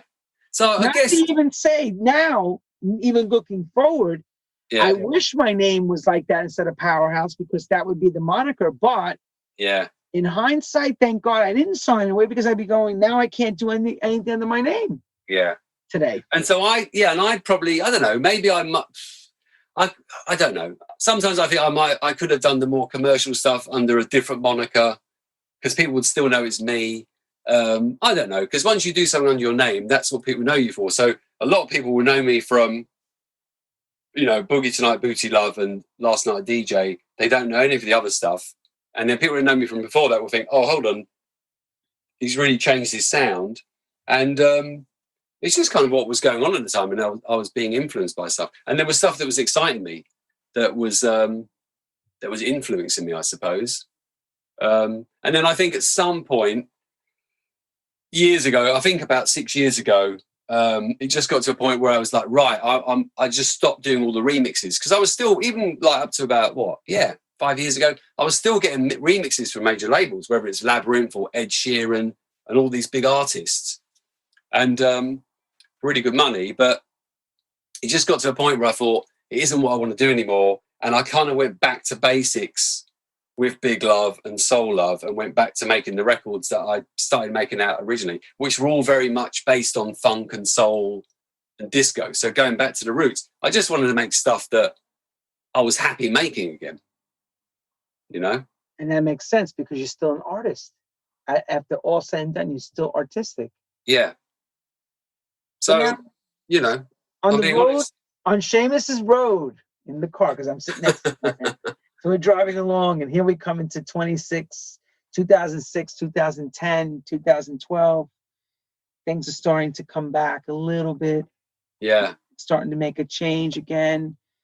I started noticing around 2012, dance music started to make a change where disco was starting to show its colors. Yeah. 2011, 2012, pre to even Glitterbox really being famous yet. But I'm starting to see people, a lot of remixes. Dimitri's releasing stuff. Where are you in all that? What are you thinking? What's going on? I think I was looking at the time. I was just reviewing the situation because I remember 2010 when things were kind of weird. Again, I just got approached. This happens to me. It just seems to happen. I got approached by Strictly Rhythm to do A&R for them on a full-time basis. So I was running Big Love. Who approached you? Was it Mark Finkelstein? Mark Finkelstein, yeah. Because they were going through Defected, but then there was a point where they wanted to become completely autonomous. So they split from Defected, and I won't go into it now. It's a long story, but when I'd originally left Defected back in 2002, there was a point where Mark and I were talking about Strictly Rhythm, and he was in a weird place with Strictly Rhythm because he'd done a deal with, I think it was it Warner at the time? That's exactly who it was. UK? Yeah, he'd done a deal with Warner in UK. Warner America, actually. Yeah, and he was in a weird place with that deal. And we were talking about me going to work with him, but there was all these legal wranglings that he was going through. You remember that was all going on at the time, right? Yeah, I remember because I was a few of my big records got wrapped up in that. All over clear. Yes. Yeah. So it was that time of Live Element Be Free. That was a record that they believed in, and I remember Warner wouldn't run with it, and it was a weird time. How about my Pow Pow Pow record with Daryl Divino? Oh, that EMI called that wanted to license it. Now I couldn't license it to them because he did the Warner deal. Oh God, I'm sick. Oh, right. Yeah. Yep. So I'm in the middle of that too. That was all going on. So we had this little talk back then, and then when I left, then I was running Big Love, and then when they left Defected, I guess he just thought of me again. So he picks up the phone and said, "Listen, I want you to come and be full-time A&R. You're going to have to put Big Love on a hiatus for a while." So Big Love was ticking over, but I wasn't signing music to it. And then I was working there with Phil Cheeseman for about a year, and we were signing good music and putting it out. But because of all that stuff that was going on, like the EDM stuff and dubstep, I was getting this pressure on me to sign these kinds of records, and I didn't want to sign that kind of music. So we just agreed that we'd part ways based on musical differences. And I didn't think they should go down that path. So I left. They did go down that path for a bit. And then I went back to doing my thing with Big Love. And I'll be honest with you, it was a bit difficult back then. It was like 2011. Like 2011, 2012, up until about 2014, I was doing stuff. But like I said to you before, I was busy DJing. I was still doing lots of big remixes for major labels over here and in America. But it was definitely a bit more, it was the more commercial stuff, remixing Usher and Neo, but it was paying the bills. But it was a weird time. And then, like I say, by about 2014, that's when I said to myself, I don't want to be doing that stuff anymore. And I want to just get back to doing what it is that I want to do. So I'll be honest, I might have made mistakes. There might have been things I shouldn't have done. You know, it's difficult. When people are offering you remixes for lots of money, and the thing about it is, well, you get a bit pigeonholed. So when you've made a record like Booty Love by Boogie Tonight, and it's gone number 2 in the pop charts, everybody wants you to do that again. They want I want that sound. That way. sound. Or, just put my song, put my artist on that sound. It's like, huh? Yeah, and I never really did that, to be honest, but they want that full vocal remix. And once you do a full vocal remix, it takes you away from, it's less clubby. It's more about radio and doing the radio edits. And you end up in a more commercial world. So your remixes are getting played on the more commercial shows and stuff like that. So, you know, yeah, I did a lot of that. And I think a lot of people have done that in the past. You just get to the point where your name is really popular and you get inundated with remixes. And then you think, hold on, I've got to start making my own records again. And making records that I really enjoyed. And through that process, I was also getting older. And when you get older, you're more likely to go back to your original roots, the music that you got into in the first place. You sure you weren't getting grumpier? Let's ask my kids that. But I heard otherwise. I've heard otherwise. But you know, it was just about getting back to doing what I really loved and enjoyed. So here on the time scale, you know, we're almost getting closer back to 2016, 2018. Yeah. So I'll tell you what happened, right? I'll be honest with you. I was, just on my own, running the label. And it just got to a point where I wanted to start something new. So I started this other little imprint called Reloved, which is very much tapped into that sort of re-edit world because I was getting quite influenced by that stuff. And it's just a passion, you know.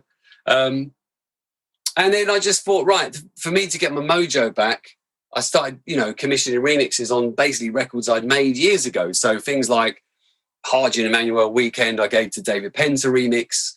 I think I gave Dj Brighter Days to Angelo Ferreri to remix, and just bringing it, and people like Dr. Packer were coming into the mix. Just getting people to remix my records. And then I started working out what I wanted to do. And it was definitely going down more of the disco influenced side of things. And I thought that's kind of where I want to be. I want to be more in that lane. So I started making new records, whether they were sample tracks or full vocal tracks. So what's the first record that because I noticed there's a record that's like a light bulb turns on. There had to be one record that you said, right, I can do this. What's that record? You must have heard something that said, I'm going in the studio now. I'm not sure actually. It might have been, I remember I did with Race to Survival, that was one where there's a record I was very close to and I wanted to have it refreshed, but I didn't want to do it myself. So I gave it to Richard Earnshaw. Good choice. And, yeah. Muso, Richard Earnshaw. Where are you, Richard? Come on. Muso. And I didn't have all the, I didn't have the parts. I didn't have the parts, but I gave him the vocal, and I think he did it like as a re-edit and stuff. And he basically slowed it down, just stripped it back. And that was probably one of the records that I heard where somebody was like reworking one of my records. I thought, okay, that's kind of the approach I need to take, is slow it down, clean it up, strip it back. Because when we were making those records in the late 90s, and they're all 128 BPM, they're all skipping drums, just like fast, like loads going on. Banging. Yeah. When you're used to doing that, that's what you're used to. So now it's like, all right, it's really dropped. And then it also affects the genre of the music. So it's kind of, once you get down to, you're taking it from that tempo to 122, 120, it's like, and then it fits into a specific genre, which is new disco. I mean, back in the day, a lot of these records now are in all these different genres. Something's called tech house, something's called house, something's new disco, whatever. Back in the day, we didn't have that. It was all house music. You know, when I was going, who the hell it was all under the same umbrella. Otherwise, a record like Chicken Lips, He Not In, it would have been like, well, where's this? Where do we place this? There wasn't a new disco genre. That was just a record that got played in the house clubs, but it got played across the board. So everything now is so genre specific. So you have to it's very much about the tempo, the drums. And I think we've all got better at making records and making them cleaner. So I kind of learnt that from that was one of the records that made me think, oh, that's how I need to approach my music. Slow it down and just strip it back. Let it breathe a bit more, you know? Right. So disco found you, and the new disco found you, the slower sound. It's because I guess as we're getting older, we need to slow it all down so we can keep up with it. So we can keep up with it. Yeah. I hear it. I hear you. So you're on your quest now to do this disco sound. Very cool. Again, here we go. You get called somehow back to Defected somewhere. I know that's coming. When the hell did that call come back? So that was kind of mad. That was Madness. I thought so too. When I said, wow, talk about full circle. Yeah. So it was last year at IMS, and you know, in amongst running my label, still DJing, and producing music and stuff. And like I say, I'd stopped doing all remixing, but I'd started doing some other things as well. Like I just kind of got into managing a few people. So I was managing. Again, it's only because now I've got more knowledge and I've been in the industry a while. I started managing this duo called Illis and Barrentos from Scotland, and they'd done a remix for me, and then it was just like ended up managing them. And so did you like doing? Yeah, it's interesting, the management. With the management, you've got to put your ego to one side. That's what you've got to do, because it's not about you anymore. It's about these new guys who are coming through. So you've got the experience and you can help them and tell them about stuff, and you've been there. But it's very much about them. So I did enjoy it, and I really liked I got on with them really well. But I was just over at IMS, and I was there for probably because of that reason. I was managing them, and we were talking about a deal with Ultra Records for them, and they've done the deal now. So I was doing things just based on my experience. I got them a publishing deal, got them a great American agent. We were talking about doing a deal for records with Ultra at the time. And then somebody just mentioned something to me, and they just said that somebody was leaving at Defected, and the person that spoke to me, his label goes through them, and he just said, look, you know, I wouldn't mind you looking after my label, because they've obviously got loads of labels under the wing. And that was Brian Tappert. So, you know, Sulfuric goes through Defected, and obviously I've known Brian for years, and that's basically what happened. He just said, look, someone's leaving, and that person used to look after my label amongst other labels. And then we just, it just led to that. We had a chat. I think he had a word, and then next thing I came back from IMS, had a meeting in the Defected office, and then I started the week after that. And then I had to stop managing the guys just because they were connected to another label. So it was like, look, I'd love to keep managing you, but I couldn't. But I guess when it comes down to it, in all honesty, at this point in my life, would I rather be managing people, or would I rather be doing A&R? And it's A&R because that's what I do, and I've done that for years. And then part of the conversation also was about bringing Big Love into the Defected fold, which was also really nice because I'm not on my own now. I was doing everything myself. So that was really good as well, just to bring that in. So, and just be part of a team. So now we go, and then we all find out that you're back at Defected. Of course, we're all happy to hear it because it's one of our own. Yeah. That we know understands our world, because that's important. So they had some other people working there during that shift that we talk about, that in between time, that were looking at more like the Coca-Cola record, more the younger guys. Yeah. And we, as who we are looked at as the good old great dinosaurs roaming the earth. You know, it's like, that's cool. It's all good, but we're still not to pasture. No, God, no. Because I have, especially for me alone and with my other co-parts, we still got a lot of mileage left on these cars. We're still ready to rock. I'm still ready. I'm hot rodding now. I'm ready to go full power, which I have been. But it's glad to know that one of our own people that we grew up together, grew old together in this game. I should say, because we were all grown men already, but we all grew old together doing this. But we understand the old, and we also embrace the new. So now you're involved in a situation where, are you just A&Ring? What exactly is the job title now at Defected? What is so I'm A&R, and my responsibilities are to it's like A&R label managed for Glitterbox, Sulfuric, Fall to the Floor, which is the label we use for all the catalogue records we sign. We release through there. Also New Groove, that's another label we've got that we're releasing on. Then I've brought Big Love in as well. And then, but saying that, we're very, it's all about the good of the company. So it's like if someone sends me a record, or if I hear something that I think is good for Defected Records, I'm not going to ignore it. So I can bring stuff in for Defected or DFTD, or if I think it's for classic music, the label that Luke runs. So I kind of had that approach. I mean, there's a couple of records now. There's one that I've signed to Defected Records. There's something else that I might try and bring in for DFTD. So, do you know what I mean? It's the way music comes into Defected is like, it will come into us and then we'll play it to each other. And it's very much then, if we all like it, it's about which label would it fit on. So I could get a record and think, oh, this could be great for Big Love, or it could be for Glitterbox, or it might be better for Sulfuric. We signed a record from Oscar G recently, and it's a new record, but it's kind of got an old school feel. So that felt really right for Fall to the Floor.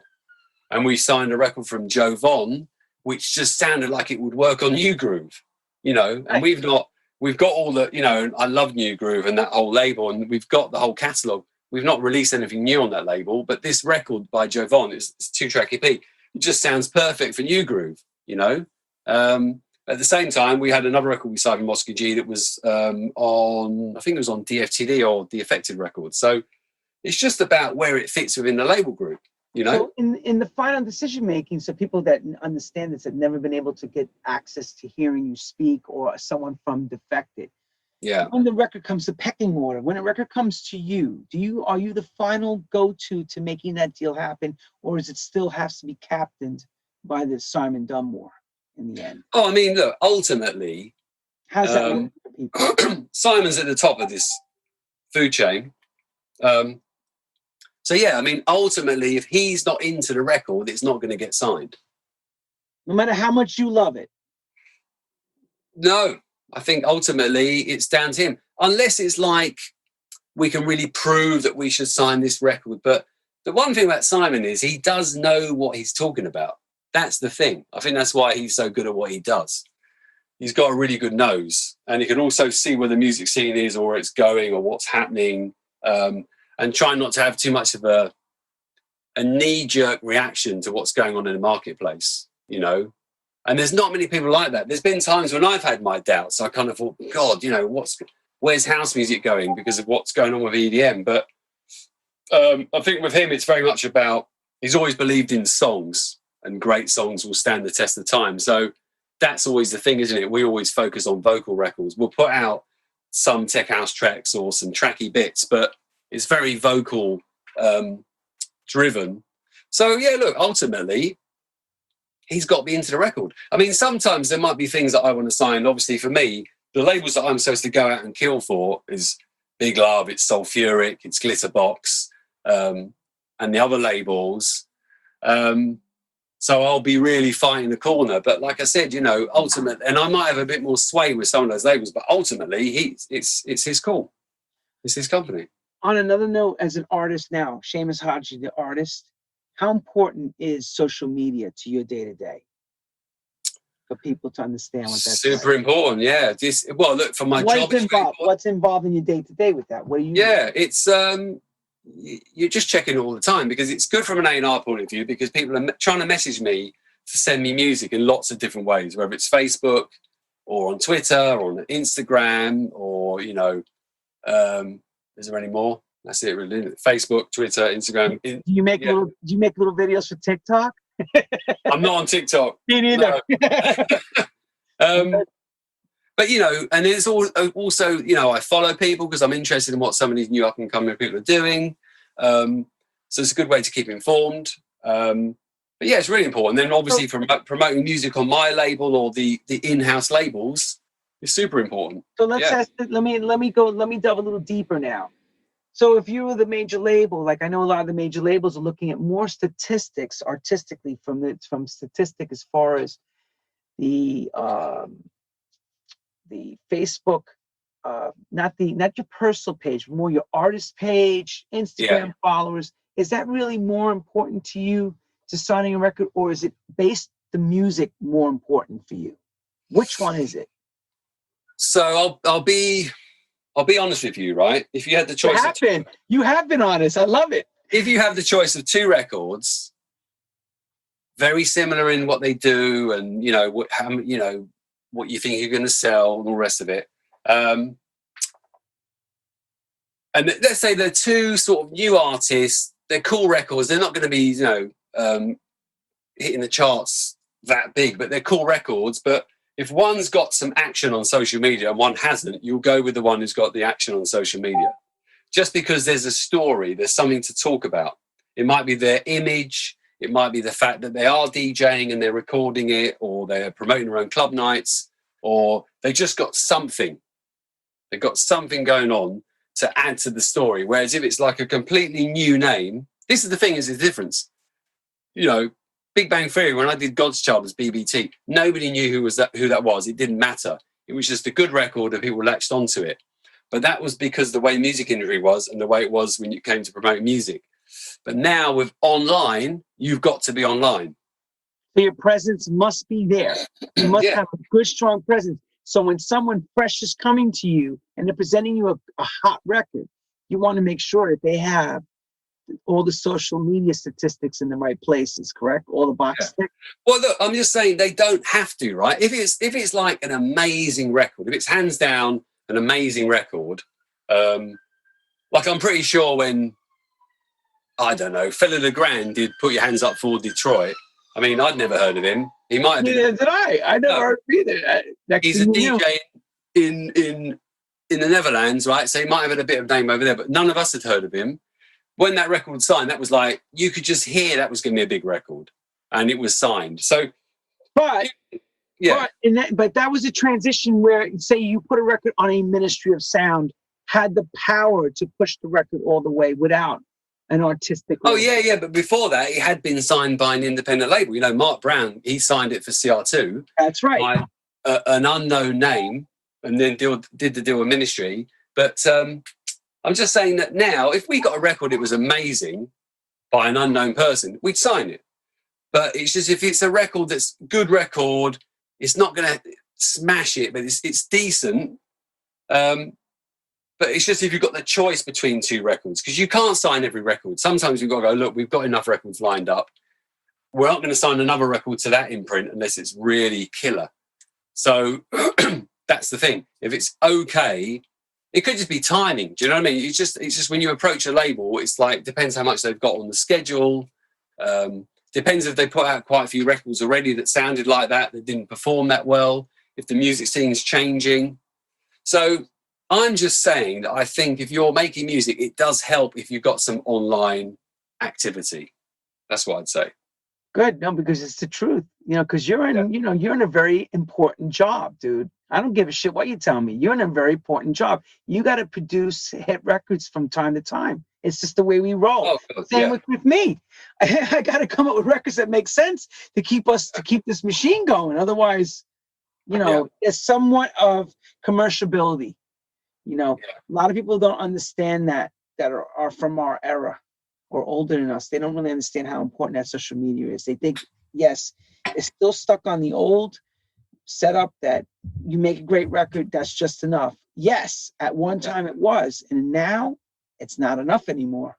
And I try to do stories. I try to explain this each and every time I talk to people that are sitting in those chairs like what you're sitting in, that are making decisions that are important, or you may sign the next 19-year-old kid that's got the new sound.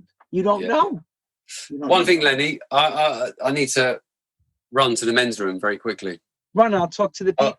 I'll be very quick. So I have to shout out, I've been seeing everybody. Marsha Carr, love you, girl. Richard Earnshaw. Man, a lot of people. We talked about you too, Richard. We told everybody that you are a muso. So you see how Seamus explains it sitting at Defected Records, how important it is that you still have to water and seed your social media. You know, do your postings one a day, like taking your vitamins. The same way you take your vitamins, do one posting, do an important posting that's going to keep people communicating with you. It's always good to communicate with your audience. You're just starting out. Don't lose your ambition. If you're in this for the long haul, don't lose steam. Keep pushing. Work hard. Because damn it, I am. I take my vitamins every day. And I want you all to do something that is going to keep this going, because we all need you to make dance music and keep that dance music alive around the world. Because without all of you, there'd be none of us. There'd be no reason to have it Defected. There'd be no reason to have a Strictly Rhythm. There would have been no reason to have BBC Radio 1 if there was no listeners. See my point? So we need to keep supporting this system that we're in. And yes, I agree with Seamus. There's been huge quantum leap changes that happened over time. And we needed to embrace those changes. I'll be honest, I was one that pushed back at the change. I hated when the whole analog business, as I remember, pressing vinyl, pressing physical CDs. I've said this over and over, but I also embrace the social media, and I also understand Spotify. And Spotify is not an easy thing to crack. It's a new thing. It's looking for the youngest of everybody that's around. You know, we're all pushing Spotify, and we all want to, you know, have our records streaming high levels, because we all want to keep working in our fields and stay in it. And Seamus had to go to the loo and come back. Oh man. Welcome back, Seamus. We won't hold you too much longer. That's because okay. we're almost going close to the 2-hour mark. But yeah, I always ask this one big question. The older Seamus is talking to the young man Seamus. okay. What's the mistake you tell him not to make? What would you tell him not to do? You know, give him the advice he needs. Looking in the time capsule. Yeah. I think maybe, I don't know. I think there was a time when, with Big Love, there was a time I was approached by Ministry of Sound to do a label deal when it was all going really well. So I wonder, you know, sometimes I sort of wonder if I should have done that deal, because it would just would have elevated the label and it would have been plugged into a bigger label. This was around 2004, I think. So sometimes I wonder about that. But also, I guess if I was going to give myself some advice as on a broader level, it probably would have been to just be a bit more collaborative. So it was all great doing what I did with Big Love and doing my own thing, but I think at some time I probably should have done releases on other labels, or collaborating with other people. Just spread it out a little bit more. Just think a bit more laterally. It's very easy to be in your own lane. I think there's people today that do that. I can see people that set up their own label and they're doing their own thing, and they might have a certain amount of success, but I just think strength in numbers sometimes, and it's good to, you know, it's good to connect with other cliques and other communities and other labels or whatever, like just connecting with other people. And I think that's a good thing. Spread your wings a bit more. Amazing. Yeah. God damn, Seamus, you're the man, bro. But you know what?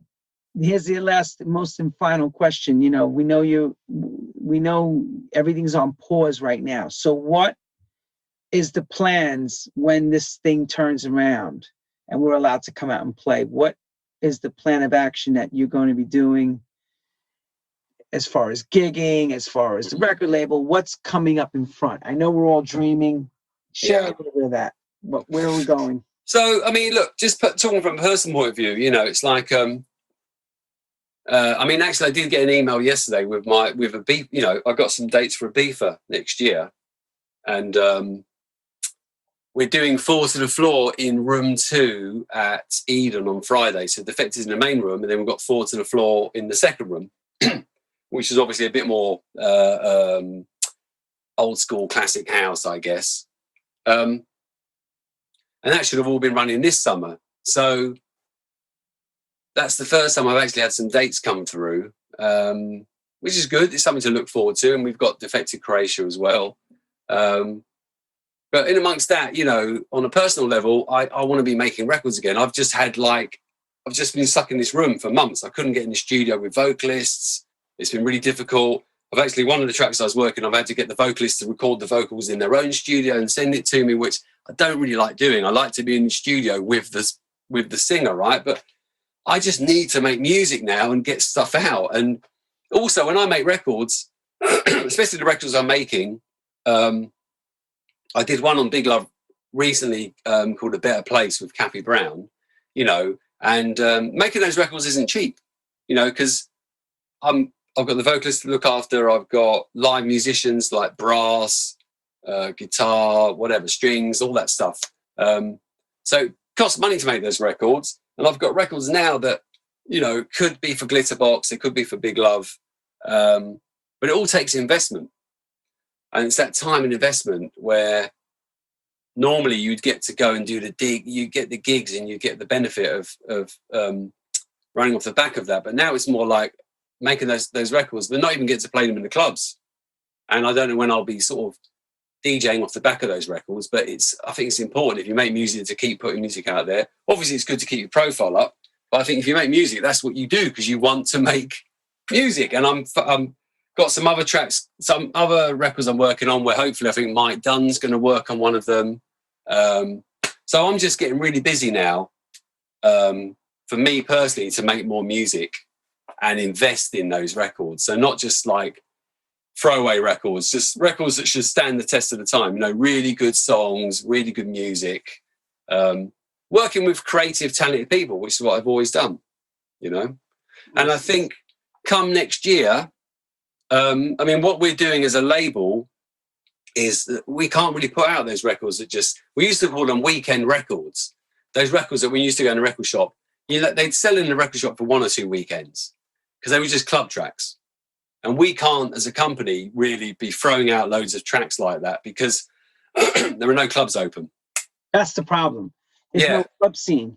There's no club scene. So what we're trying to do now is put out music that's got more longevity to it, that's probably more song-based. So the Billy Porter record, the Shapeshifters record, how's that been doing for the company? Oh, yeah, amazing. I mean, like, obviously his profile is going through the roof. And that was just bizarre because he just contacted us. He just said, I want to make a record on Glitterbox. Oh, really? Yeah, that's how it happened. He just approached us. He heard some stuff on the label and loved it. And, you know, he had a record deal years ago, I think with BMG or someone. He had he was doing R&B a long time ago. And, yeah, I think he just felt like he wanted to be making music and we felt like the right fit. And then we just said, right, we'll put him together with Shapeshifters and finally Ready happened. It was just really quick. It was quite amazing. So that record's done really well and his profile is amazing. We're still working the record. You know, we've just done, Demeter in Paris has done these remixes, which are amazing. Adding his strings and we're doing vinyl on that as well. So we just noticed that what we've noticed as a company is where people aren't spending money going out clubbing, they're actually spending money on records and on merchandise. So now our sales when it comes to vinyl is just gone. It's just ridiculous. So we're doing more of that now. We're not even on certain releases. We're not doing CDs like certain albums. We're just doing vinyl. That's where the interest is. So we just noticed the way the music model has changed with the way that we're doing stuff. So downloads are obviously selling less because there's less people DJing. Streaming has just gone ridiculous because everyone's streaming music, right. And they're spending money on merchandise and vinyl. And until we can be doing events again, which won't be until next year, we just got to focus on the music. Now, is that providing that? Because Spain said they will not open their big clubs until they have vaccination. Is this just per maybe question mark? Or is this we're just going on with the hopes of next year? Yeah, I think we just got to be in a really different place before the big events take place. I mean, obviously, if we do Defected Creation, you're talking about 5,000 people, you know. And do something like that without having some sort of control. Yeah, I think things have got to change a lot before then, but we're hopeful and optimistic about that. But you know, that's one part of our company. One part of our company is events, the other part is music, and we're music led first. So it all comes from the music. We wouldn't have events if it wasn't the music. So we just need to focus on the music and put out stuff that's going to last. And you know, like for example, I signed an album from Miguel Miggs, which is coming on Sulfuric Deep. And they've never done an album on Sulfuric before, but the music he's making, it's listening music. It's stuff that's going to stream. It's stuff that gets played in restaurants or bars. And right. It's luxury music. Yeah. So, you know, when I heard his album, I was like, right, it's amazing. Oh, and he's got... Done. Yeah, done. He's got some amazing... It's a no-brainer. No-brainer. So this is like the perfect time because he's like, when I was talking to him about it a few months ago, he's like, you sure it's really laid back? I said, this is the perfect time for you to release that music because there's no club scene. So we're kind of making records that work like that as well, especially certain new disco stuff that's a bit slower, like 115, 116 BPM. Again, it's that stuff that lends itself more to being listened to. You know, it's not just about the club. So, but we're not trying to put out overtly commercial poppy records. I mean, we do get stuff sent to us now by producers that normally make underground music, and they're making stuff that's really pretty commercial, and not the commercial that we would do. Not that we do stuff that's commercial, but I think people are trying to change the way they make music because of what's going on. Yeah. You know? Yeah, no, I know. Just, you know what? We just got to hope to pray that we can get this back soon. Because the other question everybody's asking is, when this is over, who's coming back? You know, because the longer this goes, the harder it gets to people. They have to, you know, I'm reading every day. And I know you see it too. People writing, musicians are leaving the field. There's a lot of different parts of our industry that the restaurant/entertainment field has been decimated due to the situation of COVID. So how long do you think people can stay waiting and hoping that they're taking different jobs, you know? That is difficult. I mean, people are going to be falling by the wayside, you know. There will be some casualties, and I think that people who are making music, I just think if you make music, if you're a producer, you have to just diversify now, which is what a lot of people probably should have done before, which is like, look, make those club records. Well, why not try and make records that will also stream well, that might have a little bit more commercial factor to them? You know, if you're making tech house bangers, you have no dance floor. There's nothing going on, right? So you need to start thinking, do you want to make a living out of this? You might have to start diversifying, even if you set up another moniker or you produce for people, or, you know, you try and make music that's going to sync to get into the world of licensing and TV and that sort of thing. So, or, you know, there's people I know that are producing music that they also master for people, or they'll do some ghost production or, you know, vocal production. Just like, if you're a person that makes music and can produce and you've got those skills, then obviously you can diversify. If you're a DJ that's got no studio skills and normally pays an engineer to make your records for you, it's a difficult time. No, you're right, brother. Yeah. Well, we got an election happening very soon. Our higher ups are telling us that we have a miracle drug coming right before election for vaccination. And I kind of laugh at I try to say it with without laughing, but it kind of is funny. If a vaccination happens, are you taking it, Seamus? I don't. Conversation. Everybody's asking right now. Do you know what? I kind of take each day as it comes, because that's just the way I am. Like the way this has all been going on, I've not been sort of like hoping that the clubs would open. I mean, when this first happened in March, I didn't think, you know, fingers crossed we'll be in Ibiza this summer. I just thought, I know, right? We're not going to be in Ibiza. So I tend to look at the worst case scenario, and anything else that happens is a bonus. So when we talk about a vaccination, I'm probably quite skeptical about it happening in the near future. So I kind of think, if it happens, it's a bonus, and if it happens, I probably would take it. Yeah, if it's better for everybody else, if we all take it and it helps the situation, I think it's a good thing. Here's my problem, bro. I got to travel 10 hours to get to you, in a tin can. So I got to be with people sitting inside an airplane. That's just to come to you, and then we can go to Ibiza. Yeah. I don't know what the hell to do. I don't know what to do. Yeah, exactly. I'm like, you really think I'm going to take in November? They're coming out with the first ones? Are you out of your mind? No, not November. Maybe wait. I'll have to wait to see. But we can only Godspeed and pray that this will turn around very quickly, because I need to, for all of us to be able to get through this, because we need this industry to go on and on and on. There's no way this is going to end here. It ain't going to end now. I invested too much, like you. We've all invested too much of our money, time, love, energy, sweat, blood, and tears for this thing to die. Yeah. I got more hit records left in me, God damn it. And I know you do too. There's no way. I can't thank you enough, Mr. Seamus Haji. You are a gentleman, a scholar. You are our road warrior. You taught us well. You picked up some great records in your time. You've done some amazing things. More than I even realized. And thank you for sharing all that. Thank you. My greatest accomplishment is my daughter. My greatest accomplishment is my daughter. I guess you would feel the same about children too. Oh, God, yeah. Your kids are your diamonds. I know that. Yeah. You know, you've always been a great father. 100%. Are they following, any of them following in your footsteps? That was the last question I had. Well, funnily enough, because I'm not that sort of person to force my kids. I always wanted them to find their own way. So, you know, my oldest son is into music, but he was kind of into music, but also into film. Okay. I was like, okay, listen, maybe go the film way. So he's kind of got into doing film studies, and he's very much into politics. The younger son is very much into maths, and he's a maths boffin.